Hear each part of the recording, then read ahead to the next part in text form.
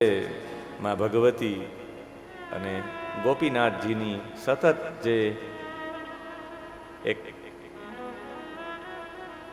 ધ્વજ લઈને નીકળ્યા છે, એક ભક્તિનો રથ લઈને નીકળ્યા છે, એવા નટુ બાપા અને પ્રમોદભાઈ બંને પધાર્યા છે. તાલીઓના નાદથી આપણે એમનું સ્વાગત કરશું. કોઈ વિશેષ વ્યક્તિ છે એવો ભાવ નથી, પણ ભગવાનના ભક્ત છે ને ભગવાનને એના ભક્તો બહુ વાલા હોય છે. એટલે ભગવાન શ્રી કૃષ્ણ એક નાના બાળક છે અને એક બાળકના રૂપમાં ભગવાને કેટલી બધી લીલાઓ કરી છે. યશોદા નંદ બાબા જે બ્રાહ્મણોએ એના ઉપર અભિષેક ઋગ્વેદથી યજુર્વેદથી પવિત્ર ઔષધિઓથી એના ઉપર અભિષેક કર્યો, અને જ્યારે અભિષેક કર્યો એમના ઉપર, ત્યારે આ અભિષેકનો ઉત્સવ હતો.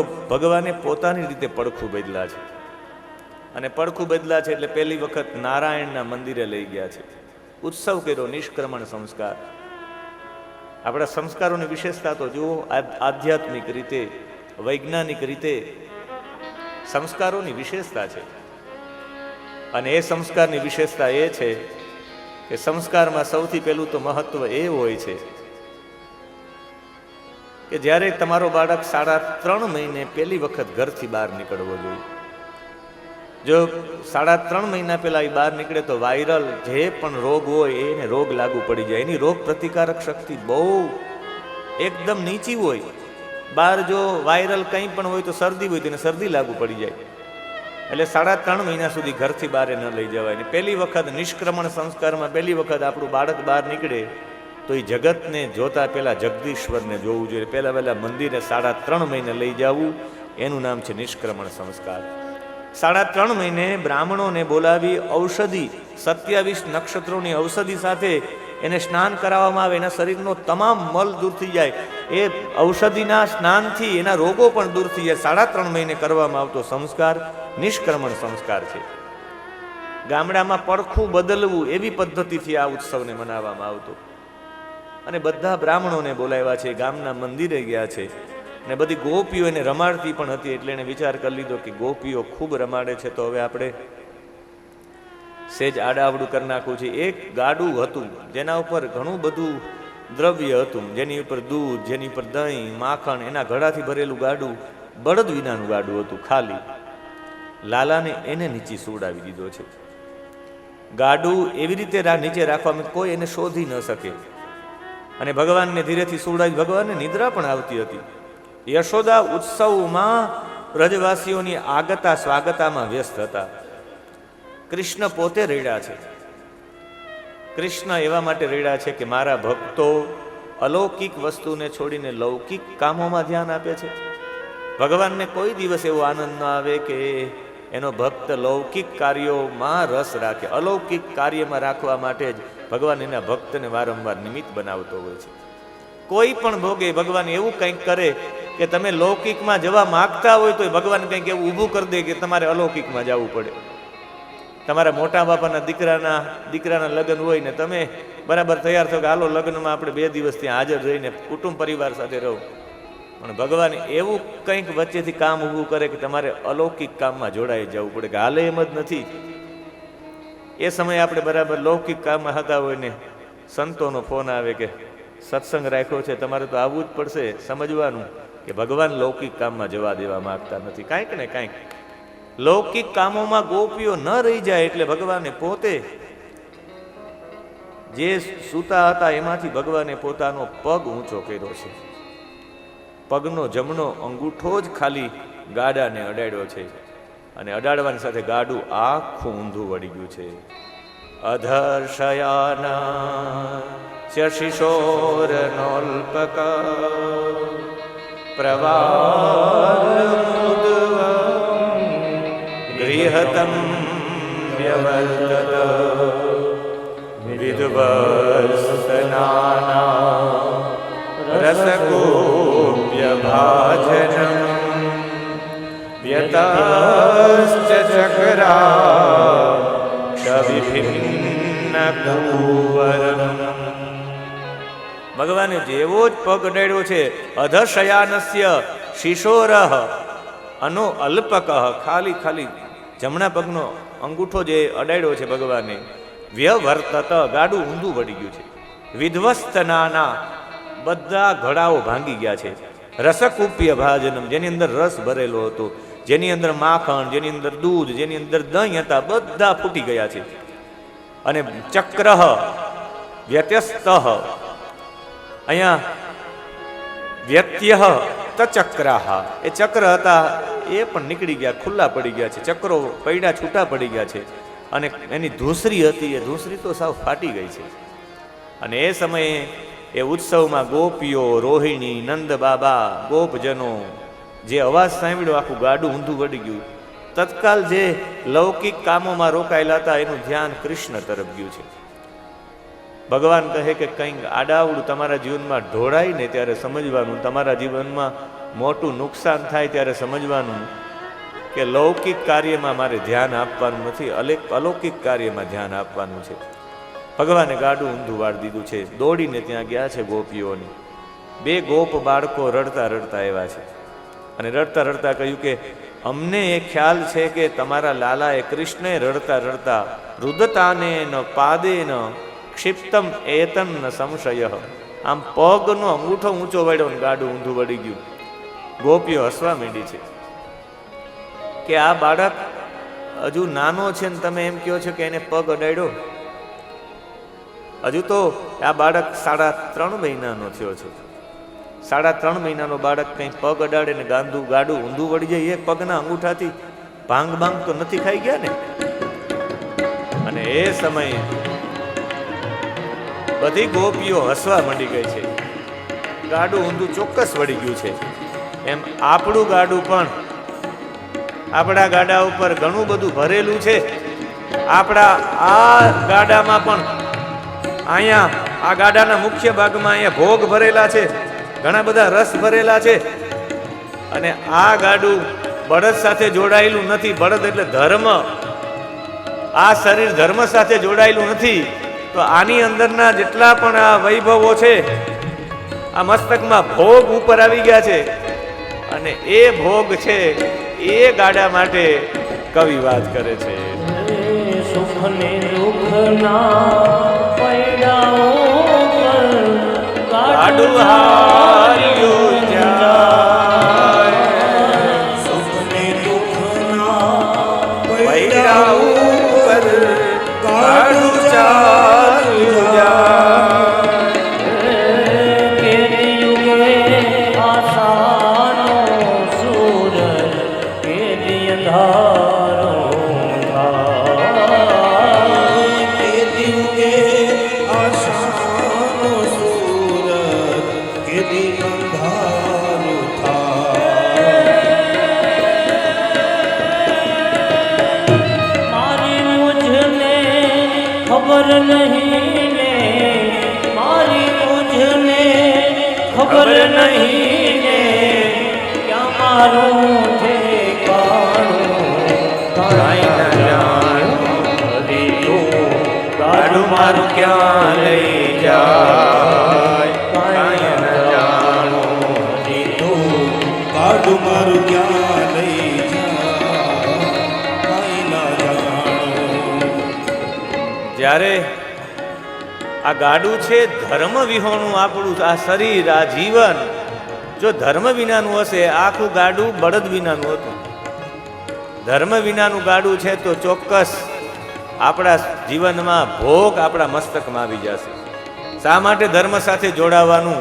આપણા માનસમાં ભોગ ન આવી જાય, આપણા જીવનમાં ભાવ જગત આવે એટલું તો ધર્મ સાથે જોડાવાનું. કોઈ કે મંદિરની પૂજા શા માટે કરવાની? તો કહેવાનું કે ભાવ જગત આપણા જીવનમાં રહે એટલે હું મંદિરની પૂજા કરું. કોઈ કે રોજ માટે તિલક શા માટે મસ્તક ઉપર લગાડો? મારા જીવનમાં ભાવ જગત રહે એટલે. ધર્મ ભાવ જગતમાં રાખે છે. આપણા હિન્દુ સંસ્કૃતિના સનાતન ધર્મ સિવાય મને કોઈ ધર્મમાં બતાવો કે ભાવ જગત હોય એટલું બધું. આપણા દેશમાં ભાવ જગત છે. નદીઓને માં માનીએ છીએ, પહાડોને ભગવાન માનીએ છીએ, વૃક્ષોને ભગવાન માનીએ છીએ. આવો ભાવ લેવા ક્યાં જાશો? વિદેશમાં નદીઓ ચોખ્ખી હશે માનીએ આપણે, આપણા ગંગાજી કદાચ દૂષિત હશે, આપણા યમુનાજી દૂષિત હશે. નથી એટલું હજી આપણામાં એવું શિક્ષણ ભવિષ્યમાં શિક્ષણ આવશે તો નદીઓ પણ ચોખ્ખી થશે. પણ વિદેશના લોકો પાસે એની નદીઓ નામ પાણી છાંટીને આ મારી માં છે ને હું પવિત્ર થયો છે એવો ભાવ વિદેશમાં જોવા ન મળે, ભારતમાં જ જોવા મળે. ભાવ જગતનો દેશ છે આ, અને એ ભાવ જગત ધર્મથી જ આવે. હું એવા માટે ધર્મ જગતમાં રહેવા માંગુ છું કે ભાવ જગત, હું ધર્મ સાથે એવા માટે જોડા માંગુ મારા જીવનમાં ભાવ જગત રહે. કરોડો રૂપિયા ખર્ચ કરવાથી પણ ભાવ ઉત્પન્ન ન થતો. એક વખત ભાવ જગત મરી ગયું છે તો ધર્મ કર્મના જોડ્યા બળદિયા, ધર્મ કર્મના જોડ્યા બળદિયા, ધીરજની લગામતા ગાડું મારું ક્યાં લઈ જાય, ગાડું મારું ક્યાં લઈ જાય, કાંઈ ના જાણે. પોતે ભગવાને ગાડાને ઊંધું વાળ્યું જ હતું, અને એવા માટે વાળ્યું હતું. ભગવાન કહે કે ભાવ જગત સૌથી મહાન છે, ભોગ જગત નહીં. અને ભગવાન કહે કે ભોગ મારા ઉપર રહી પણ ન શકે, એટલે ભગવાને લાત મારી છે. ભગવાનના ઉપર ભોગ આવી જ ન શકે, ભોગ ભગવાનની નીચે હોય, ભોગથી ઉપર ભગવાન છે.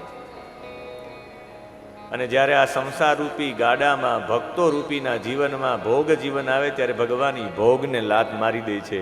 આપણું બહુ મોટું નુકસાન થઈ જાય તો સમજવાનું કે ભગવાને મારા ભોગને લાત મારી છે, મારા ગાડાને ઊંધું વાળી દીધું છે.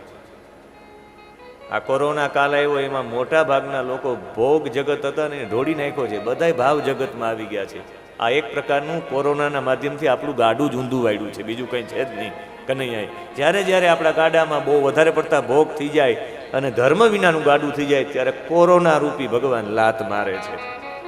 કોઈને કોઈ એવા સુનામી દ્વારા, ભૂકંપ દ્વારા લાત મારે છે. આપણા જીવનમાંથી ભોગ જીવન જતું રહીને ભાવ જીવન આવી જાય એના માટેની કૃષ્ણની લાત છે. ગર્ગ સંહિતામાં કથા છે કે એ બીજો કોઈની હિરણ્યાક્ષનો પુત્ર હોય, નામ હોય ઉત્કચ. અને એ ઉત્કચમાં વધારે પડતું બળ હોય, જ્યાંથી જાય પોતાની શક્તિ પ્રદર્શન કરતો જાય. લોમસ ઋષિના આશ્રમમાંથી નીકળે ને લોમસ ઋષિના આશ્રમમાં સારા સારા વૃક્ષો જલ પીવડાવીને એને મોટા કર્યા હોય, એ વૃક્ષને એમને ઉખેડી નાખતો જાય. અને જોઈ લોમસ ઋષિ કે મેં એટલી મહામહેનતથી પાણી પીવડાવી. હું તો જ્યારે આ વાત કરું ત્યારે મને ચીપકો આંદોલન જ યાદ આવે, વૃક્ષોની વાત. 363 લોકો વૃક્ષોને ભેટીને મરી ગયા. જ્યારે એ વૃક્ષને ઉખેડી નાખ્યા ત્યારે એ વૃક્ષો લાકડા બની ગયા. એને શાપ આપ્યો કે તે મારા વૃક્ષોને, હે ઉત્કચ, તે મારા વૃક્ષોને લાકડું બનાવ્યું, જા તું લાકડું બની જા. અને એ શકટ એ લાકડું બની ગયો, ગાડું બની ગયો. કહે કે મારી ઉપર કંઈક અનુગ્રહ તો કરો કે સતત તું ફક્ત ને ફક્ત કૃષ્ણના પટાંગણમાં રહેજે, ખાલી એના ક્રાઇટેરિયામાં રહી તો તારી મુક્તિ થઈ જશે. ભગવાનની બાજુમાંની, ભગવાનની સમીપમાંની, ભગવાનના આંગણામાં આજુબાજુમાં રહીએ તો એ તમારો મારો બેડો પાર થઈ જાય. ભગવાનની આજુબાજુમાં રહીએ તો એ, જ્યાં ભગવાનનું કર્મ ચાલતું એની આજુબાજુમાં રહીએ તો એ ક્રાઇટેરિયામાં આવી જાય તો ટાવર પકડાઈ જાય. ક્રાઇટેરિયામાં આવી જાવ તો ઝામર લાગે તો ઝામરનો ક્રાઇટેરિયા હોય એમાં એક પણ મોબાઈલ ચાલે નહીં. એની જેમ ખાલી એના ક્રાઇટેરિયામાં તમે આવી જાઓ એટલું કાફી છે. તમે ભગવાનના આંગણમાં રહેજો, ભગવાન ચરણ સ્પર્શથી તમને મુક્તિ આપશે. એ ઉત્કચની એવી રીતે મુક્તિ થઈ એ કથા છે. એક કથા છે શકટાસુર રાક્ષસ હતો. એ ગાડાની અંદર રાક્ષસ પધરાયો હતો, કંસે જ મોકલેલો એનો દૂત હતો શકટાસુર. શકટ એટલે ગાડામાં એ અસુરતા આવી ગઈ, એમાં રાક્ષસ પ્રવેશી ગયો ને ભગવાનને લાત મારી અને પછાડી દીધો. એક ભાવ એવો છે કે ભોગ જગતને ભગવાને ઠોકર મારી છે નાનપણથી જ. જે નાનપણમાં આવા ભોગને ઠોકર મારી શકતા હોય એ મોટા થઈને દ્વારિકાની ગાદી પણ લેવા તૈયાર ન થાય કે ઉગ્રસેનને બેસાડો, મારે નથી જોતી. નાનપણના ગુણ છે આ. એક ભાવ એ પણ થાય, 10 ભાવો છે આમાં. એક ભાવ એ પણ થાય કે ભગવાનને પોતાના ભક્તોનું ચિત્ત બીજે ક્યાંય લાગે એ ભગવાનને પસંદ નથી, એટલે બધાનું ચિત્ત આ તરફ ખેંચાય એટલે ભગવાને ગાડું ઊંધું વાળ્યું છે. એક કારણ એ પણ છે કે નંદ બાબા પાસે કંઈક સત્કર્મ કરાવવા માંગે છે. તત્કાલ બ્રાહ્મણોએ આવીને કહ્યું કે આમના ગ્રહો બરાબર નથી, શાંતિ પાઠ કરાવો. કૃત સ્વસ્ત્ય યનમ વિપ્રૈહી સુક્તે સનમ અપાયયત. ત્યાં આવીને બધાએ શાંતિ પાઠ કર્યો ને યજ્ઞ પણ કર્યો છે. ત્યાં વિપ્રાર હુતવા અર્ચયાન ચક્રુહ, એ સમયે બધાએ ત્યાં યજ્ઞ પણ કર્યો છે, ગ્રહ શાંતિ કરાવી છે ત્યાં. અને બ્રાહ્મણોએ ગ્રહ શાંતિ દ્વારા આશીર્વાદ આપ્યા છે. જે કોઈ દિવસ કોઈના ગુણ અને દોષમાં, કોઈના ગુણમાં જે દોષ નથી કાઢતા એવા અસૂયાવાળા બ્રાહ્મણો આશીર્વાદ આપે તો ફળે છે. અનૃતમ, જે કોઈ દિવસ ખોટું જ નથી બોલતા એવા બ્રાહ્મણોના આશીર્વાદ નિષ્ફળ જતા જ નથી. જે દંભ નથી કરતા, કોઈની ઈર્ષા નથી કરતા એવા બ્રાહ્મણોના આશીર્વાદ કોઈ દિવસ નિષ્ફળ જતા જ નથી. તેષામ સત્યશીલાનામ આશીષો વિફલા કૃતાઃ ન તેષામ સત્યશીલાનામ. એવા લોકોનું મહત્વ ગાતા ગાતા બ્રાહ્મણોએ અભિષેક કરી બધા બ્રાહ્મણોને ગાયો આપી છે ને આશીર્વાદ આપીને નીકળી ગયા છે. અને આશીર્વાદ નિષ્ફળ જતા નથી એ વાત કરીને કહે, યશોદાએ એક દિવસ પોતાના બાળકને ખોડામાં લીધો છે અને રમાડતા રમાડતા પુત્રનું વજન ઓચિંતું વધી ગયું છે. ગરિમાણમ શિશોર વોઢું ન સેહે ગિરિકૂટવત. એવું લાગ્યું કે મેં ક્યાંક ઉપાડી નથી લીધો ને મોટો પથ્થર, અને પથ્થર ઉપાડી લીધો. એમાં ને એમાં એવું થઈ ગયું કે આ તો વજન થઈ ગયું. એના બાળકને નીચે રાખીને યશોદા ઘરમાં જે વાગ્યા છે એ જ સમયે તૃણાવર્ત નામનો રાક્ષસ આવ્યો છે. તૃણવત અખિલમ વિશ્વમ આવર્તયતી ઇતિ તૃણાવર્ત. તણાકલાની જેમ આખા વિશ્વને એક સેકન્ડમાં ઉડાડી દે એને તૃણાવર્ત કહેવાય. એની પાસે બે અસ્ત્ર હતા, અચલાસ્ત્ર અને વાયવાસ્ત્ર. પહાડની જેમ અચળ પણ થઈ શકે ને વાયુની જેમ બધાને ઉડાડી પણ શકે. આ તૃણાવર્ત કંસનો મંત્રી હતો. વાવાઝોડાના રૂપમાં આવ્યો છે. વાવાઝોડાના રૂપમાં આવ્યો કે આખું બ્રજ એક બે ઘડી માટે તો ધૂળથી અંધારા આવી ગયા છે. આખું ધૂળથી ઢંકાઈ ગયું છે. આખું ગોકુળ બેશુદ્ધ થઈ ગયા. અમુક લોકો તો તૃણાવર્ત આવવાના કારણે અમુક લોકો ઉદ્વિગ્ન થઈ ગયા. અને એ સમયે એ વંટોળિયો ઉડતો ઉડતો નંદ ભવનમાં આવ્યો અને કૃષ્ણને ઉપાડી લીધા છે, આકાશમાં લઈ ગયા છે. અને ભગવાને વજન વધાર્યું. એનું થયું કે મેં નીલા કલરનો પથ્થર તો નથી ઉપાડી લીધો ને. અને ભગવાને એનું ગળું દબાવ્યું છે. અને જેવું ગળું દબાવ્યું છે, ગળા દબાવવાની સાથે વંટોળિયો જેવો શાંત થયો છે, ગળું દબાવવાની સાથે વંટોળિયો શાંત થઈ ગયો છે. વંટોળિયો શાંત થયો, યશોદાજી બહાર આવ્યા છે. ને યશોદાજી જેવા બહાર આવ્યા છે, સૌથી વધારે યશોદા અહીંયા રેડ્યા છે. રુદિતમ અનુનિશમ્ય તત્ર ગોપ્ય, ઊંચા અવાજથી રડવા માંડ્યા છે. અને આ સાંભળીને આજુબાજુની ગોપીઓ પણ એકત્રિત થઈ ગઈ છે. રુરુદુઃ અનુપલભ્ય નંદસુનું, મારો પુત્ર ક્યાં, મારો પુત્ર. આંખમાંથી આંસુની ધારા વહેવા માંડી છે. ગોપીઓ કહે ચાલો આપણે જઈએ બહાર. ને ગામના પાદરમાં ગયા તો ભગવાને એ તૃણાવર્તનું ગળું એવું બધું પકડ્યું કે પોતે બેશુદ્ધ થઈ ગયો. અને પછી આંખો બહાર નીકળી ગઈ, બોલતો બંધ થઈ ગયો. અને પછી પ્રાણ રહિત થઈને ભગવાને ગોકુલની પાસે જ્યાં બધા દૂધ વેચવાનો એક પથ્થર હતો એ પથ્થર ઉપર જોરદારનો પછાડ્યો ભગવાને. અને એ પછાડવાની સાથે જેવો જ નીચે પડ્યો, તમ અંતરિક્ષાત પતિતમ શિલાયામ, જેવા શિલામાં પડ્યા છે આખું શરીર વિદીર્ણ થઈ ગયું, ફાટી ગયું છે તૃણાવર્તનું. અને ભગવાન એની છાતી ઉપર એ રમતા હતા. અને ગોપીઓએ છાતી ઉપર લટકતા કૃષ્ણને જોઈને તત્કાલ એ રાક્ષસ ઉપરથી લઈ લીધા છે. બધાએ કહ્યું કે આ ઉપરથી આ રાક્ષસ પડ્યો હશે એટલે તો ફાટી ગયો છે. અને તારા લાલાને કંઈ યશોદા નથી, ખરેખર તારા લાલા ઉપર કોઈના આશીર્વાદ છે. અદ્ભુત છે. આ બાળકની રક્ષા વારંવાર થાય છે. તે એવા ક્યાં પુણ્ય કર્યા, તે કઈ ભગવાનની પૂજા કરી છે, ક્યાં તે કે યજ્ઞ કર્યા છે, તે કોને દાન આપ્યું છે, ક્યાં પ્રાણીનું હિત વિચાર્યું છે, તે ખરા અર્થમાં ક્યું એવું કર્મ કર્યું છે કે આ તારો બાળક બચી જાય. પૂર્તેષ્ટ દત્તમ ઉત ભૂત સૌરદમ, અમને બતાવું તો ખરું તારું પૂર્ત કર્મ ક્યું છે. તમે તમારા બાળકને બચાવવું હોય તો પૂર્ત કર્મ કરો, તમારો બાળક બચે. ક્યાંક અમુક વસ્તુ ઘટતી હોય ને એ તમે પૂરી કરી દો એટલે એને પૂર્ત કર્મ કહેવાય.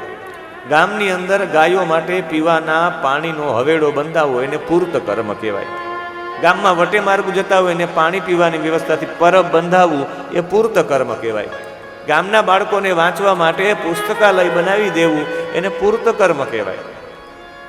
જ્યાં જ્યાં પૂર્તિ કરવાનું કર્મ હોય એની પૂર્તિ કરવી એને પૂર્ત કર્મ કહેવાય. તું ક્યાં ઈષ્ટને ભજે છે કે તારા રક્ષણ માટે કટિબદ્ધ છે વારંવાર, અમને એ તો જણાવ. અને આજે પોતે વિચાર કરે છે કે આ તૃણાવર્ત આવી રીતે કેમ મરી ગયો છે. ભગવાને કૃષ્ણએ તૃણાવર્તને બાલ ગોપાલે હજુ તો આ લાલાનું નામકરણ નથી થયું ત્યાં એણે 3 રાક્ષસોનું રામ નામ સત્ય તો કરી નાખ્યું છે. પૂતનાને મારી છે. પેલા વેલા કૃષ્ણનો પ્રાદુર્ભાવ આપણા જીવનમાં થાય એટલે પેલા વેલા વાસના મરે છે. તમને વાસના જાગે જ નહીં, સમજવાનો કૃષ્ણનો પ્રાદુર્ભાવ તમારા હૃદયમાં થઈ ગયો છે. એક પણ લૌકિક વાસના જાગે નહીં. કૃષ્ણનો આવિર્ભાવ થાય એટલે પેલા વેલા જીવનમાંથી વાસના જતી રહી. પછી સકટાસુર આવે, ભોગની આસક્તિ જતી રહી. વાસના જતા પછી ક્યારેક વાસના જતી રહી પણ ભોગ પ્રત્યે આસક્તિ રહી. અંદરની વાસના મરે છે પણ આસક્તિ રહી, આકર્ષણ રહી. એ આકર્ષણને ભગવાન સેજ આપણી અંદર મોટા થાય, વિચારોની દ્રઢતા આવે એટલે ભોગની આસક્તિ તૂટે અને પછી તૃણાવર્ત મરે એટલે ક્રોધ મરી જાય છે. ગળું દબાવવાનો મતલબ છે ધીમે ધીમે શ્વાસ લેવાની પદ્ધતિ. તમે શ્વાસ ધીમે ધીમે લેવો, તમને ક્રોધ જ ન આવે. પેલા કામને માર્યા, પૂતના એટલે કામ. કૃષ્ણ આવે એટલે કામ ના મરે. ભોગ આસક્તિ એટલે લૌકિક બધા કાર્યોમાંથી અરુચિ થઈ જાય એટલે એ શકટાસુરનો વધ છે. અને પછી તૃણાવર્ત તમને ક્રોધ ન આવે. ક્રોધને મારે ઊંડા શ્વાસ લ્યો. તમારી મોટે ભાગે કૃષ્ણનો આવિર્ભાવ થાય તો મોટે ભાગે તમે ઇન્ડોર થવા માંડો, તમારી આંખો બંધ જ થઈ જાય, સ્વાભાવિક. તૃણાવર્ત નામના રાક્ષસનો વધ થયો ક્રોધના શમન માટે છે. કૃષ્ણ જીવનમાં ક્યારેક ક્યારેક એવું લાગે કે હું પણ કૃષ્ણ બનતો જાઉં. આવા વિચારોથી આપણે પણ પોતે કૃષ્ણ બનીએ એવી ભાવનાથી તો ભાગવતજી છે. આપણી અંદર પણ ભગવાનના ગુણોનો આવિર્ભાવ થાય. આ રીતે ભગવાને તૃણાવર્ત નામના રાક્ષસનું રામ નામ સત્ય કર્યું અને પછી પોતાની મા દૂધ પીવડાવતા હતા ત્યારે માને મુખ ખોલીને અંતરિક્ષ બતાવ્યું છે. 2 વખત ભગવાને પોતાના મુખમાં પોતાની માને બ્રહ્માંડના દર્શન કરાવ્યા છે. અંતરિક્ષ બતાવ્યું, સમુદ્ર બતાવ્યા, દ્વીપ બતાવ્યા, પર્વતો, નદીઓ, જંગમ પ્રાણીઓ. આપણે એમ થાય કે ભગવાને બગાસું ખાધું ને આ બધું બતાવ્યું. માને શા માટે બતાવવા માંગે છે? ભગવાન જોવા માંગે છે કે મેં આવા એક રાક્ષસને માર્યો, મારી મા મારા વિશે શું માને છે. ખરા અર્થમાં મારી માને મારા પ્રત્યે વાત્સલ્ય છે કે મારા આવા કર્મોથી મારાથી પ્રભાવિત થયા છે, મારા કર્મોના પ્રભાવથી મને પ્રેમ કરે છે, વાસ્તવિકમાં વાત્સલ્ય છે. એ જોવા માટે ભગવાને પોતાનો વિશેષ ભાવ બતાવ્યો છે, પોતાનું ઐશ્વર્ય બતાવ્યું છે. માં મને મારા ઐશ્વર્ય માટે પ્રેમ કરે કે વાત્સલ્ય માટે? વાત્સલ્ય ભાવ જીતે કે ઐશ્વર્ય ભાવ જીતે? એટલે ભગવાને પોતાના મુખમાં બગાસું ખાતા ખાતા બતાવ્યું. માને એમ થયું કે મને શું આ બધું દેખાય છે, આડાવડા મારામાં વિચારો થઈ ગયા. તત્કાલ એણે કાનાનું મુખ તો બંધ કરી દીધું, એના ઉપર એનો કપડું ઢાંકી દીધું કે મારા લાલાને આ કંઈક થઈ નથી ગયું ને, કે મારી આંખમાં કંઈક થઈ ગયું. એટલે તત્કાલ માએ એનું મુખ બંધ કરી દીધું છે.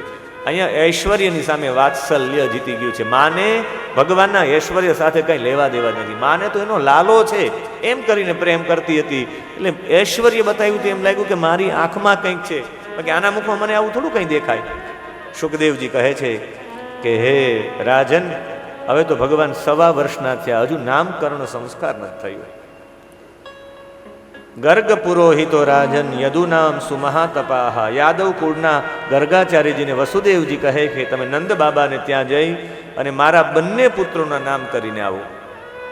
નામકરણ સંસ્કાર કરવા માટે તમે જાઓ ને નંદ બાબાને ત્યાં ગર્ગાચાર્યજી સામેથી આવે.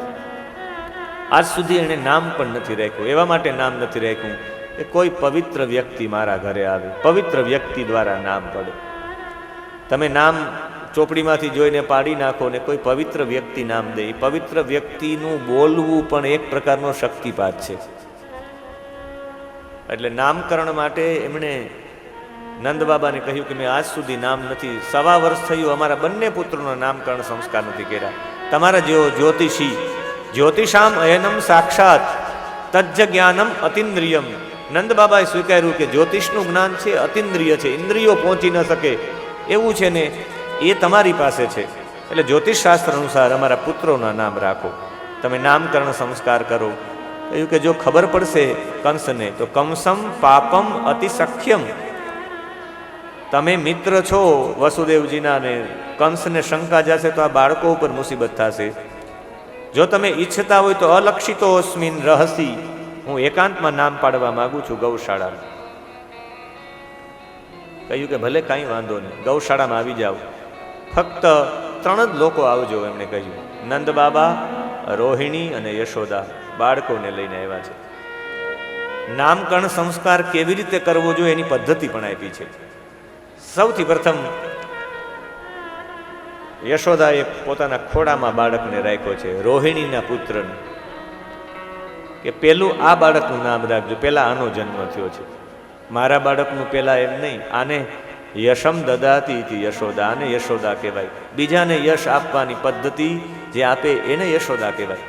મારા દીકરાનું પેલા નામ નહીં, પેલા રોહિણીના દીકરાનું નામ. એટલે રોહિણીનો દીકરો પોતાના ખોડામાં રાખ્યો છે.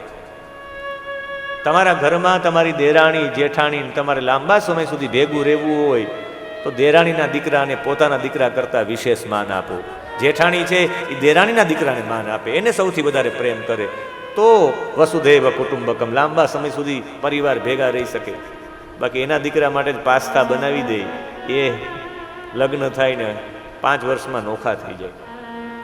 ભેગા રહેવા માટેની પદ્ધતિ રોહિણી, તમારા ઘરે જે આવે પ્રેમ એને જ કહેવાય. તમારા ઘરે આવેલા વ્યક્તિને વધારે પ્રાથમિકતા આપો. તમારા ઘરના વ્યક્તિ કરતાં બહારથી આવેલો વ્યક્તિ છે એને વધારે પ્રાથમિકતા આપો. એને આગળ બેસાડો, એને ખુરશી ઉપર બેસાડો, એને સોફા ઉપર બેસાડો.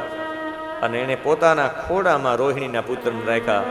અને ત્યારે ગણપતિ પૂજન કર્યું, પુણ્યવાચન, માતૃકા, નાંદી શ્રાદ્ધ કરીને પછી કહ્યું કે આ રોહિણીનો પુત્ર છે ને, આની અંદર એવા બધા ગુણો હશે કે રમયન સુરદો ગુણૈહી, બધાના હૃદયમાં રમણ કરનારો હશે, બધા એને પ્રેમ કરશે એના ગુણોના કારણે. એના ગુણો જ એવા હશે, લોકો એને રામ તરીકે ઓળખશે. આખ્યાસ્યતે રામ ઇતિ, એની અંદર વધારે પડતું બળ હશે એટલે બલાધિક્યાદ બલમ વિદુહુ, લોકો એને બલરામના નામથી ઓળખશે. અને જ્યારે બધા યાદવો અલગ અલગ થઈ જશે, એ યાદવોને યદુ નામ પૃથક ભાવાત, યાદવો અલગ અલગથી એને એક કરવા માટે સંકર્ષણ બધાને ભેગા કરશે, એક નામ સંકર્ષણ પણ પડશે. એટલે બલરામ નામ પડ્યું છે ભગવાન બલરામજીનું. અને પછી આંખ બંધ કરીને જોયું કે આનું તો શું નામ પાડું. ક્યારેક ક્યારેક અમુક યુગમાં એ શ્વેત હોય, ક્યારેક લાલ હોય, ક્યારેક પીળા રંગના હોય. આ વખતે કૃષ્ણ વર્ણના થયા છે. વસુદેવજી, તમારે ઘરે જે બાળક ઉત્પન્ન થયો છે એનું નામ વાસુદેવ પાડવામાં આવશે. અહીંયા સ્પષ્ટ રીતે રહસ્ય જાણવા વાળા વાસુદેવ ઇતિ શ્રીમાન અભિજ્ઞા સંપ્રચક્ષતે, એનું નક્ષત્ર પ્રમાણે નામ આવશે વાસુદેવ. કૃષ્ણનું સાચું નામ વાસુદેવ છે. કાનમાં વાસુદેવ એવું નામ આપવામાં આવ્યું છે. અને પછી કહ્યું કે આના તો અલગ અલગ નામ પડશે, ગુણ પ્રમાણે, કર્મ પ્રમાણે અનેક નામ થશે આમના. તમને જ્યારે વિપત્તિઓ આવશે ત્યારે તમારી વિપત્તિઓમાંથી દૂર કરી અને એનો માર્ગ આપનાર આ બાળક બનશે. વ્રજરાજ પહેલા યુગની વાત છે. અનેક વાર પૃથ્વી ઉપર કોઈ રાજા ન હતા, ડાકુઓ અને ચોરની લૂંટફાટ ચાલતી, ત્યારે સજ્જન પુરુષોની રક્ષા માટે પરમાત્મા એના ઉપર વિજય પ્રાપ્ત કરવા માટે આવે છે. એ પરમાત્મા આ છે. નારાયણમાં જેટલા ગુણ છે એટલા ટોટલી ગુણ તમારા દીકરામાં છે. ગુણોમાં તમારો પુત્ર નારાયણ જેવો હશે, સંપત્તિમાં તમારો પુત્ર નારાયણ જેવો હશે, સૌંદર્યમાં તમારો પુત્ર નારાયણ જેવો હશે, કીર્તિમાં તમારો દીકરો નારાયણ જેવો હશે, પ્રભાવમાં તમારો દીકરો નારાયણ જેવો હશે. આની સુંદરતા નારાયણ જેવી, સંપત્તિ નારાયણ જેટલી, આની કીર્તિ નારાયણ જેટલો, આનો પ્રભાવ નારાયણ જેટલો, એવો બધામાં પડશે તમારા દીકરાનો. અને એનાથી પણ મોટી વાત છે, આ દુનિયામાં જે સૌથી વધારે પ્રીતિ કરશે આને, એ આ દુનિયાનો સૌથી મોટો ભાગ્યશાળી હશે. ભગવાન વિષ્ણુ ભગવાનના કરકમળોની છત્ર છાયામાં રહેવાવાળા દેવતાઓ પણ આને જીતી નહીં શકે. આ પ્રમાણની આ બાળકની અંદર વિશેષતા છે.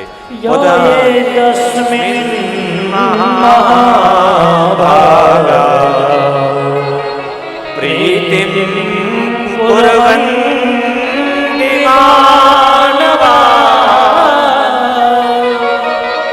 નારયો વિભવન્તિ દેતા વિષ્ણુ પક્ષા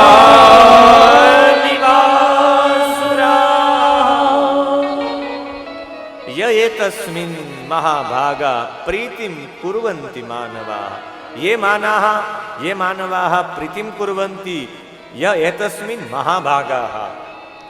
જે તમારા દીકરાને પ્રેમ કરશે આ દુનિયાનો સૌથી મોટો મહાભાગ્યશાળી હશે. અને બધા અસુરો પણ આને જીતી નહીં શકે, બધા દેવતાઓ આને જીતી નહીં શકે, એવી તમારા દીકરામાં વિશેષતા છે. તમારા દીકરાનું એક નામ કર્ષતિ આકર્ષતિ ઇતિ કૃષ્ણ, બધાને આકર્ષણ કરનારો બનશે એટલે પણ એનું નામ કૃષ્ણ પડશે. કૃષિર્ભૂવાચક શબ્દો નશ્ચ નિવૃત્તિ વાચક તયોરેક્ય પરમ બ્રહ્મ કૃષ્ણ ઇત્યભિધીયતે. તમારા દીકરાનું એક નામ કૃષ્ણ પણ પડશે. ભૂમિ ઉપર વસનારા લોકોને પ્રેમ કરનારો હશે એટલે, બધાને નિવૃત્તિ, બધાને મોક્ષ આપનારો હશે એટલે પણ કૃષ્ણ કહેવાશે. અને ભગવાનના બંનેના નામકરણ સંસ્કાર થયા અને પછી તો ભગવાન ગૂંઠણથી ચાલવા માંડ્યા છે, હાથથી ચાલવા માંડ્યા છે.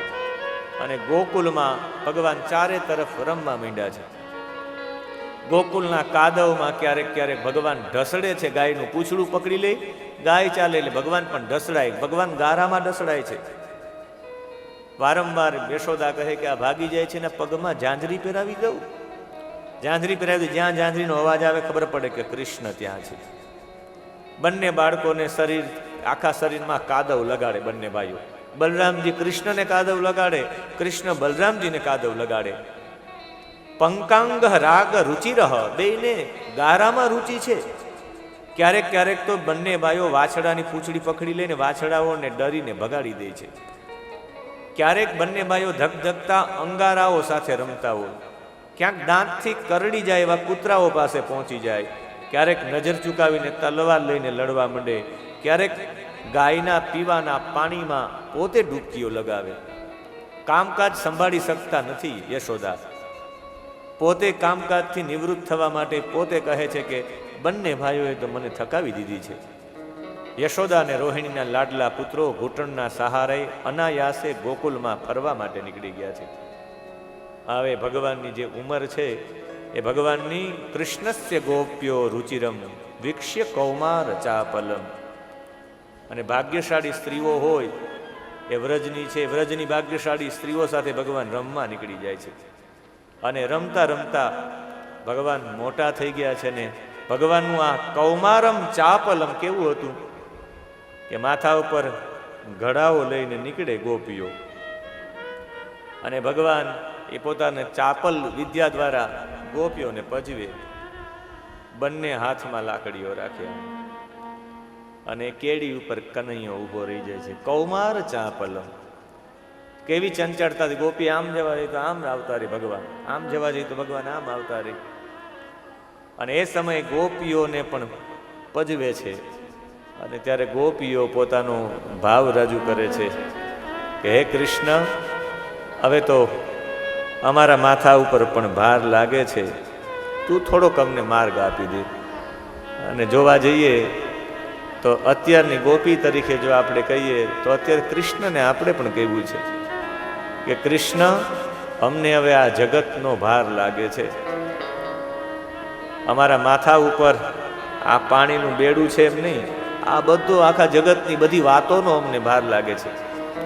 હવે તું ધાર તો અમને મારગડો, અમારો રોક નહીં. આ વારંવાર અમને જન્મ મરણના ચક્કરમાં શા માટે પડાવે છે? અમને એક વખત તો તારા ધામમાં લઈ જા. હે કનૈયા, તારું વૈકુંઠ અમને તો બતાવ, તારો ગોલોક તો બતાવ, તારું અક્ષરધામ તો બતાવ. હે કનૈયા, એક વખત જોવું છે અમને કે આ કેવી રીતનું તારું આ ધામ છે. હવે જ્યારથી કાના તારી લીલાઓ જોઈ છે ત્યારથી અમારા મનમાં એક જ વાતો ચાલે રાખે છે વારંવાર. અને એ એક વાત બીજી કોઈ વાત નથી, અમને મનમાં વારંવાર થઈ રાખે કે તારો એ ધામ કેવું હશે. હવે અમને એવું લાગે છે કે મારે જવું યમુના પાર. એક ગોપી કહે, આજની ગોપી કહે, અમારે યમુનાની પાર એટલે અમારે ભક્તિથી આગળ જવું છે. અને ભક્તિથી આગળ જાવ તો ભગવાન જ મળે, બીજું કંઈ મળે જ નહીં. પણ બે કાંઠા ભરપૂર છે, બે કાંઠા એ યમુના જાય છે. ભક્તિનો પ્રવાહ એટલો છે કે અમારે ભક્તિના પ્રવાહને પાર કરી અને ભગવાનને મળવા જવું છે ને ભગવાનને મળવું છે. મને તો કહેવાની ઈચ્છા થાય કે ભગવાનથી પણ જો કોઈ મોટું હોય તો ભગવાનથી પણ મોટી ભક્તિ છે. ભગવાનનું તો કાંઈ ના આવે ભક્તિ પાસે, કારણ કે ભક્ત ભક્તિ કરે એટલે ભગવાનને ગમે તે સ્વરૂપમાં આવવું પડે. એને નૃસિંહ બનીને આવવું પડે, એને વામન બનીને આવવું પડે, એને મત્સ્ય બનીને આવવું પડે, એને કુર્મ બનીને આવવું પડે. એનો મતલબ છે ભગવાન ભક્તિથી બંધાયેલો છે. જો ભક્તિથી બંધાયેલો હોય તો ભક્તિ કેટલી મોટી હોય. એટલે તો આપણું બહુ પ્રસિદ્ધ એક ગીત છે કે ગોપીઓ પાણીની મટકીઓ ભરીને જતી હોય ત્યારે કાનો વચ્ચે રોકે, ત્યારે કાનાને કહે કે હવે પગમાં કંકર વાગે છે, કાના હવે તો માર્ગ અમને છોડી દે, અને બરાબર તમારો સમય પણ થઈ ગયો 2 કલાક બરાબર 9:15 થી 11:15, એટલે 2 કલાકમાં તમારી ચેતના આડાવડી ન થાય, તમારી ચેતનામાં કંઈ ફેરફાર ન થાય, તમે કૃષ્ણમય જ બન્યા રહ્યો. એ ભાવના સાથે એક રસાનામ સમૂહ રાસ, એક રાસનો ભાવ થાય ને આપણે પણ ભગવાન કૃષ્ણના થઈ જઈએ. ભગવાનનું ચાપલમ, ભગવાન આપણી વચ્ચે છે એવું આપણે સમજી અને ગોકુળની અંદર એ ગોવાલણો ભગવાનનું સ્મરણ કરતી કરતી ભગવાનની આવી ચાપલ વિદ્યાઓને ધ્યાનમાં ધરતા ધરતા પાણી ભરવા જતા જતા ગોપીઓના મનમાં સતત વિચાર આવે રાખે અને ગોપીઓ રાસમાં પ્રવૃત્ત થાય છે.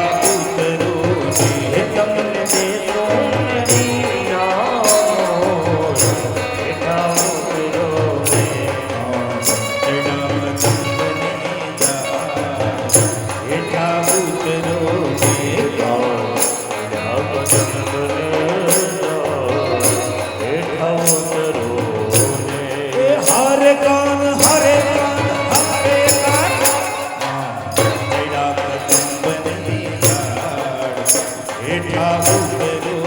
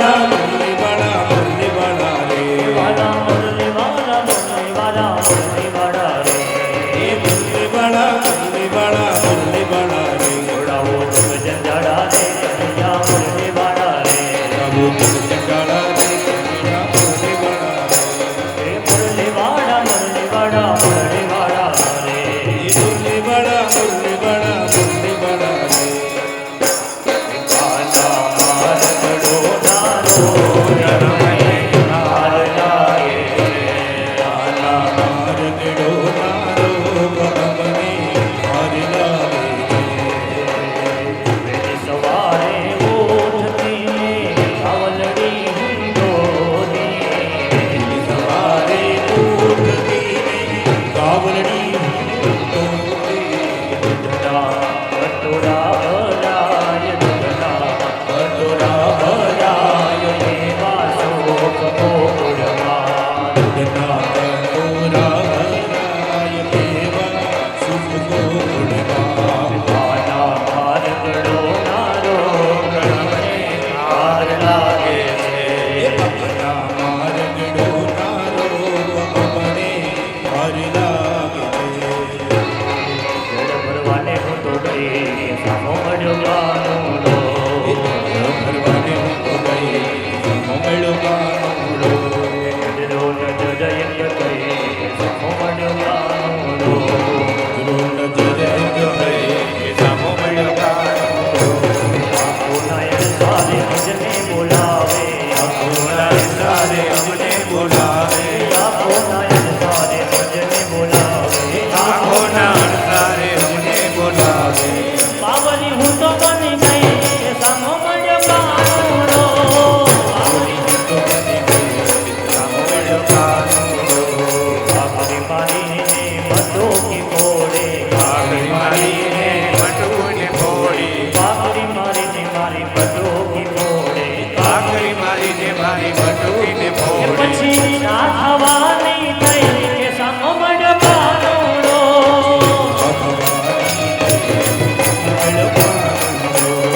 જડરો નજર એક થઈ કે સામો મળ્યો ગાનુડો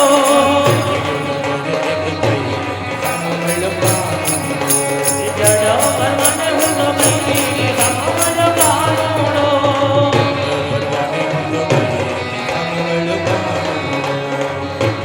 મારગડો નારો ગઈ મને હાર લાગે છે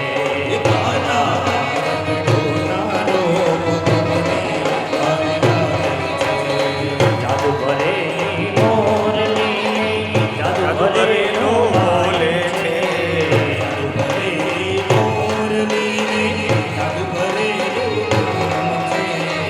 વેડા ગોવાની વૈયાય વેડા ગોવાની વૈયાય યમને ભાર લાગે છે યમને ભાર લાગે યમને ભાર લાગે યમને ભાર લાગે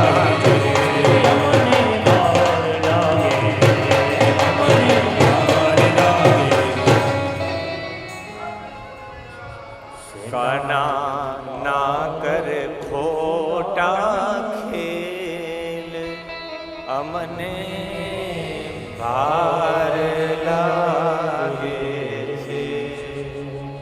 હવે કાના ખોટા ખેલ ના કર, અમને ભાર લાગે. હવે આ માયાજાળ બંધ કર કાના, હવે અમને જન્મ મરણની આ ભાર લાગે છે. હવે તો મારગડો છોડી દે, અમે તારા સુધી પહોંચીએ. આ માયાનું પડતું હટાવી લે કાના. આ બધી ગોપીઓ કૃષ્ણસ્ય ગોપ્ય રુચિરમ વિક્ષ્ય કૌમાર ચાપલમ. ગોપીઓ આ ભગવાનની ચાપલ્યને, આ કૌમાર અવસ્થાને નિહાળતી હતી, આનંદ લેતી હતી ગોપીઓ. કૃષ્ણએ ચોરી કરી જ નથી, કારણ કે ચોરી તો પોતાનું હોય ને પોતે લઈ તો એને ચોરી થોડી કહેવાય. પોતાનું જ પોતાના ઘરમાંથી લઈ. આખું જગત કૃષ્ણસ્ય, આખું જગત કૃષ્ણનું છે. આ જગતની તમામ સામગ્રી કૃષ્ણાય, કૃષ્ણ માટે છે. અને આખું બધું જે ઉત્પન્ન થયું એ કૃષ્ણે ન, કૃષ્ણ દ્વારા છે. કૃષ્ણસ્ય કૃષ્ણે ન અને કૃષ્ણાય હોય તો પછી કેમ ચોરી થઈ શકે? પણ ભગવાને કુપોષિત લોકોને પોષિત કરવાનું, પોષણ આપવાનું કામ કૃષ્ણએ કર્યું છે. આપણા ગામના બાળકો કુપોષિત રહેવા જ ન જોઈએ, એટલે માખણ ખવડાવવાનું કામ કર્યું છે. ગોપીઓને માખણ વેચવાની જે ટેવ હતી એની જગ્યાએ પોતાના બાળકોને ખવડાવતી ન હતી ને બહાર દેતી હતી, માખણ વેચતી હતી, એ બંધ કરાવવા માટે કૃષ્ણનું આંદોલન છે. કરના રૂપમાં માખણ વધે તો કંસને કરના રૂપમાં દેવા જવું પડે ને. અને સારી વસ્તુ નબળા લોકો પાસે પહોંચે ને એ બળવાન થઈને પાછા દુષ્ટ લોકો સજ્જન લોકોને હેરાન કરે, માખણ પહોંચે તો આપવું પડે ને. ધોડી નાખો, વાંદરાને ખવડાવી દો, મટકીઓ તોડી નાખો. ગોપીઓનો એક ભાવ એ પણ હતો, આ ગોપીઓ કોઈ સામાન્ય ગોપીઓ નથી. હજારો વર્ષ સુધી તપ કરીને, જેણે એક કલ્પ સુધી તપ કર્યું ઋષિના રૂપમાં, જાબાલી નામના ઋષિએ, એ જાબાલી ઋષિ ચિત્રગંધા નામના ગોપી બન્યા હતા. પૂર્વના ઉગ્રતપા નામના ઋષિ સુનંદા નામના ગોપી બન્યા હતા. સત્યતપા નામના ઋષિ સુભદ્રા નામના ગોપી બન્યા હતા. પદ્મપુરાણના પાતાળખંડમાં બધા ગોપીઓના નામ છે. પૂર્વજન્મમાં તપ કરી કરીને ગોપીઓ બની હતી કૃષ્ણની લીલા જોવા માટે જ. ભગવાને જેટલા એના મિત્ર હતા, રસાલ, વિશાલ, મકરંદ, પ્રેમકંદ, સદાનંદ, તોષ, સંતોષ, બિલ્વ મંગલ, મધુ મંગલ, પુષ્પાંક, હંસ, ભગવાનના શ્રીદામા, તોક, વિટકાક્ષ, ભદ્રસેન, ગ્રહલ, સંધિક, બધા લોકોને એકત્રિત કર્યા છે. ભગવાન કે એક પણ બાળક આપણા ગામમાં નબળું રહેવું જ ન જોઈએ. આઇન્સ્ટાઈન વૈજ્ઞાનિક કહે છે, તમારા સંશોધનો ત્યાં સુધી બધાય નિષ્ફળ છે જ્યાં સુધી તમે તમારા આજુબાજુમાં રહેતા વ્યક્તિને સુખી ન કરી શકો. તમારા સંશોધનો કોઈ કામના નથી. તમારા ગામમાં જ્યાં સુધી વિકાસ ન થાય, તમારા ગામની ઉન્નતિ ન થાય, તમારા સંશોધનો શું કામના? હું ગમે એટલી મોટી વાત કરું પણ મારા ગામના બાળકોને ઉન્નતિ ન કરાવી શકો તો મારા સંશોધન ઉપર પાણી ફેર્યું કહેવાય. અને એવા માટે પાણી ફેર્યું કહેવાય કે મારા ગામમાં જ હું ન કરી શકું, મારા ગામમાં મારી ફરજ છે કરવું. મારા ગામની અંદર બાળકો રમત રમવાથી લઈ અને બધી બાબતોમાં બહુ દૂર સુધી બધા ગયા છે. કાલે પણ મેં વાત કરી, નોકરીની બાબતમાં નહીં, મેં એક જ પ્રસ્તાવ મૂક્યો મારા ગામમાં કે આપણા ગામમાં ચૂંટણી થવી જ ન જોઈએ. ને અમારા ગામના યુવાનોએ આ વાતને સ્વીકારી લીધી. તમે કયો એ બાપા સરપંચ, એમાં શું? મેં કીધું ના ના, તમે નક્કી કરો, ગામ સમરસ થવું જોઈએ. ગામમાં પંચાયતની ચૂંટણી કરીને ઝઘડાઓ કરાવવા, એક જ સેકન્ડમાં લોકોએ સહજ સ્વીકાર લીધું કે આપણે ચૂંટણી નથી થવા દેવી. વાત થઈ પૂરી. તમારા સંશોધનો ત્યારે કામના કે એના પ્રયોગો તમારા ઘરમાં, તમારા ગામમાં હોવા જોઈએ. તમારા પરિવારના, તમારા ઘરના લોકો એ તમારા જે વિચારો છે એને સ્વીકારે છે, તમારું ગામ સ્વીકારે છે. તમારા સંશોધનો તમારા ગામમાં એક પણ બાળક કુપોષિત ન રહેવું જોઈએ. મારા ગામનો દરેક બાળક બલિષ્ઠ બનવો જોઈએ. એટલે ભગવાન કૃષ્ણએ માખણની ચોરી કરી છે.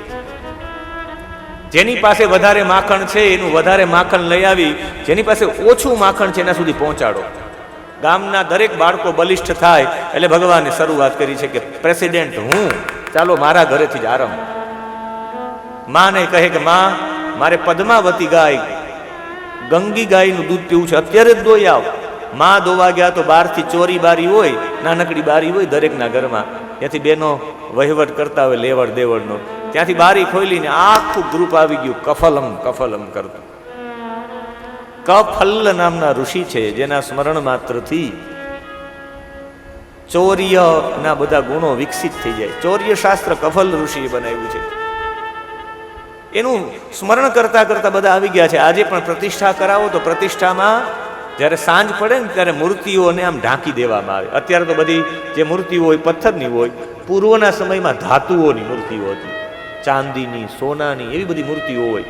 એ મૂર્તિને શયાથી વાસ કરાવે ને આમ વસ્ત્ર મોઢાડે, પછી ત્યાં પાણીનો લોટો, ફળ અને દાંતણ મૂકી દે ભગવાન માટે. ને પછી છેલ્લે નિદ્રા સૂક્ત બોલે, રાત્રિ સૂક્ત, શુભરાત્રિ ભગવાનને કહીને ભાઈ 3 વખત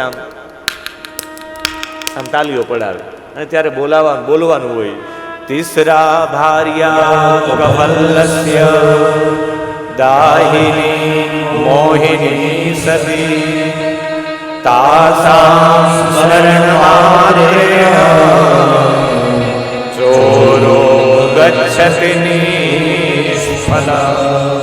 કફલમ કફલમ કફલમ એમ 3 વખત બોલવાનું આવે. કફલની 3 પત્નીઓ છે, દાહિની, મોહિની અને સતી. તાસામ સ્મરણ માત્રેણ, એના સ્મરણ માત્રથી ચોરો ગચ્છતિ નિષ્ફલઃ, ચોર કદાચ ત્યાં આવી જાય ખરો પણ નિષ્ફળ જાય, લઈને જઈ ન શકે. આમ 3 વખત બોલવામાં આવે. એટલે વેપારીઓએ દુકાન બંધ કરવી હોય તો આમ બોલવું.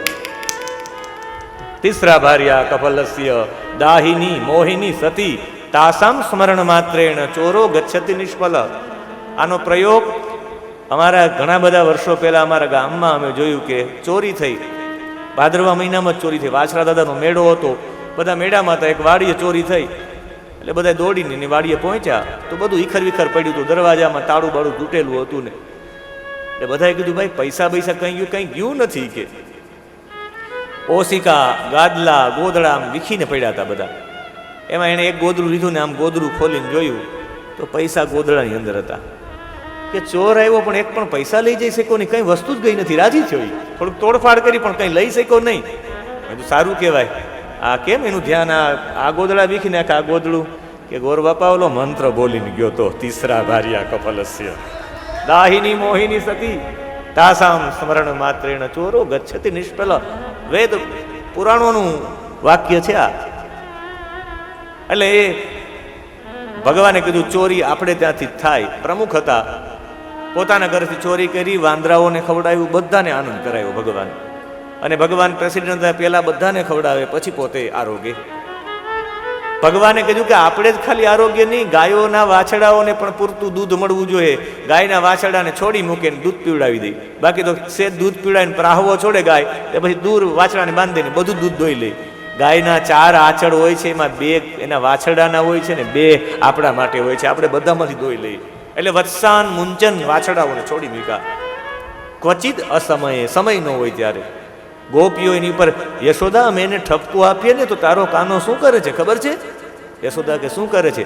અમારી સામે અંગૂઠા બતાવીને હસે. અમારું દહીં ને જે દૂધ ને જે મીઠું હોય બધું અમારી પાસેથી લઈ જાય છે કે લાવો બધા સંતો આવ્યા છે જમાડવાના છે. એ લઈ જાય ને અમે જોવા જાય તો વાંદરાને ખવડાવતો હોય. અમે પૂછીએ કે આ સંતો કહેવાય કે ભગવાનના જે કામ કરે ને સંતો જ કહેવાય. રામા અવતારમાં કામ નહોતું કર્યું આ વાંદરા હોય? અમને એવી સલાહ આપે. મરકાન બોક્ષ્યન વિભજતી, એને વિતરી દે. અને અમે કહીએ કે આ ખાવા લાયક નથી, અને એ ખાવા લાયક નથી ત્યારે ન અતિ ભાંડમ બિનતી, એ તોડી નાખે અમારી મટકીઓ. અને કંઈ વસ્તુ ન મળે દ્રવ્ય અલાભે સગૃહ કુપિતો, એ ગુસ્સે થઈ જાય કે હમણાં તમારું ઘર બાળી નાખું.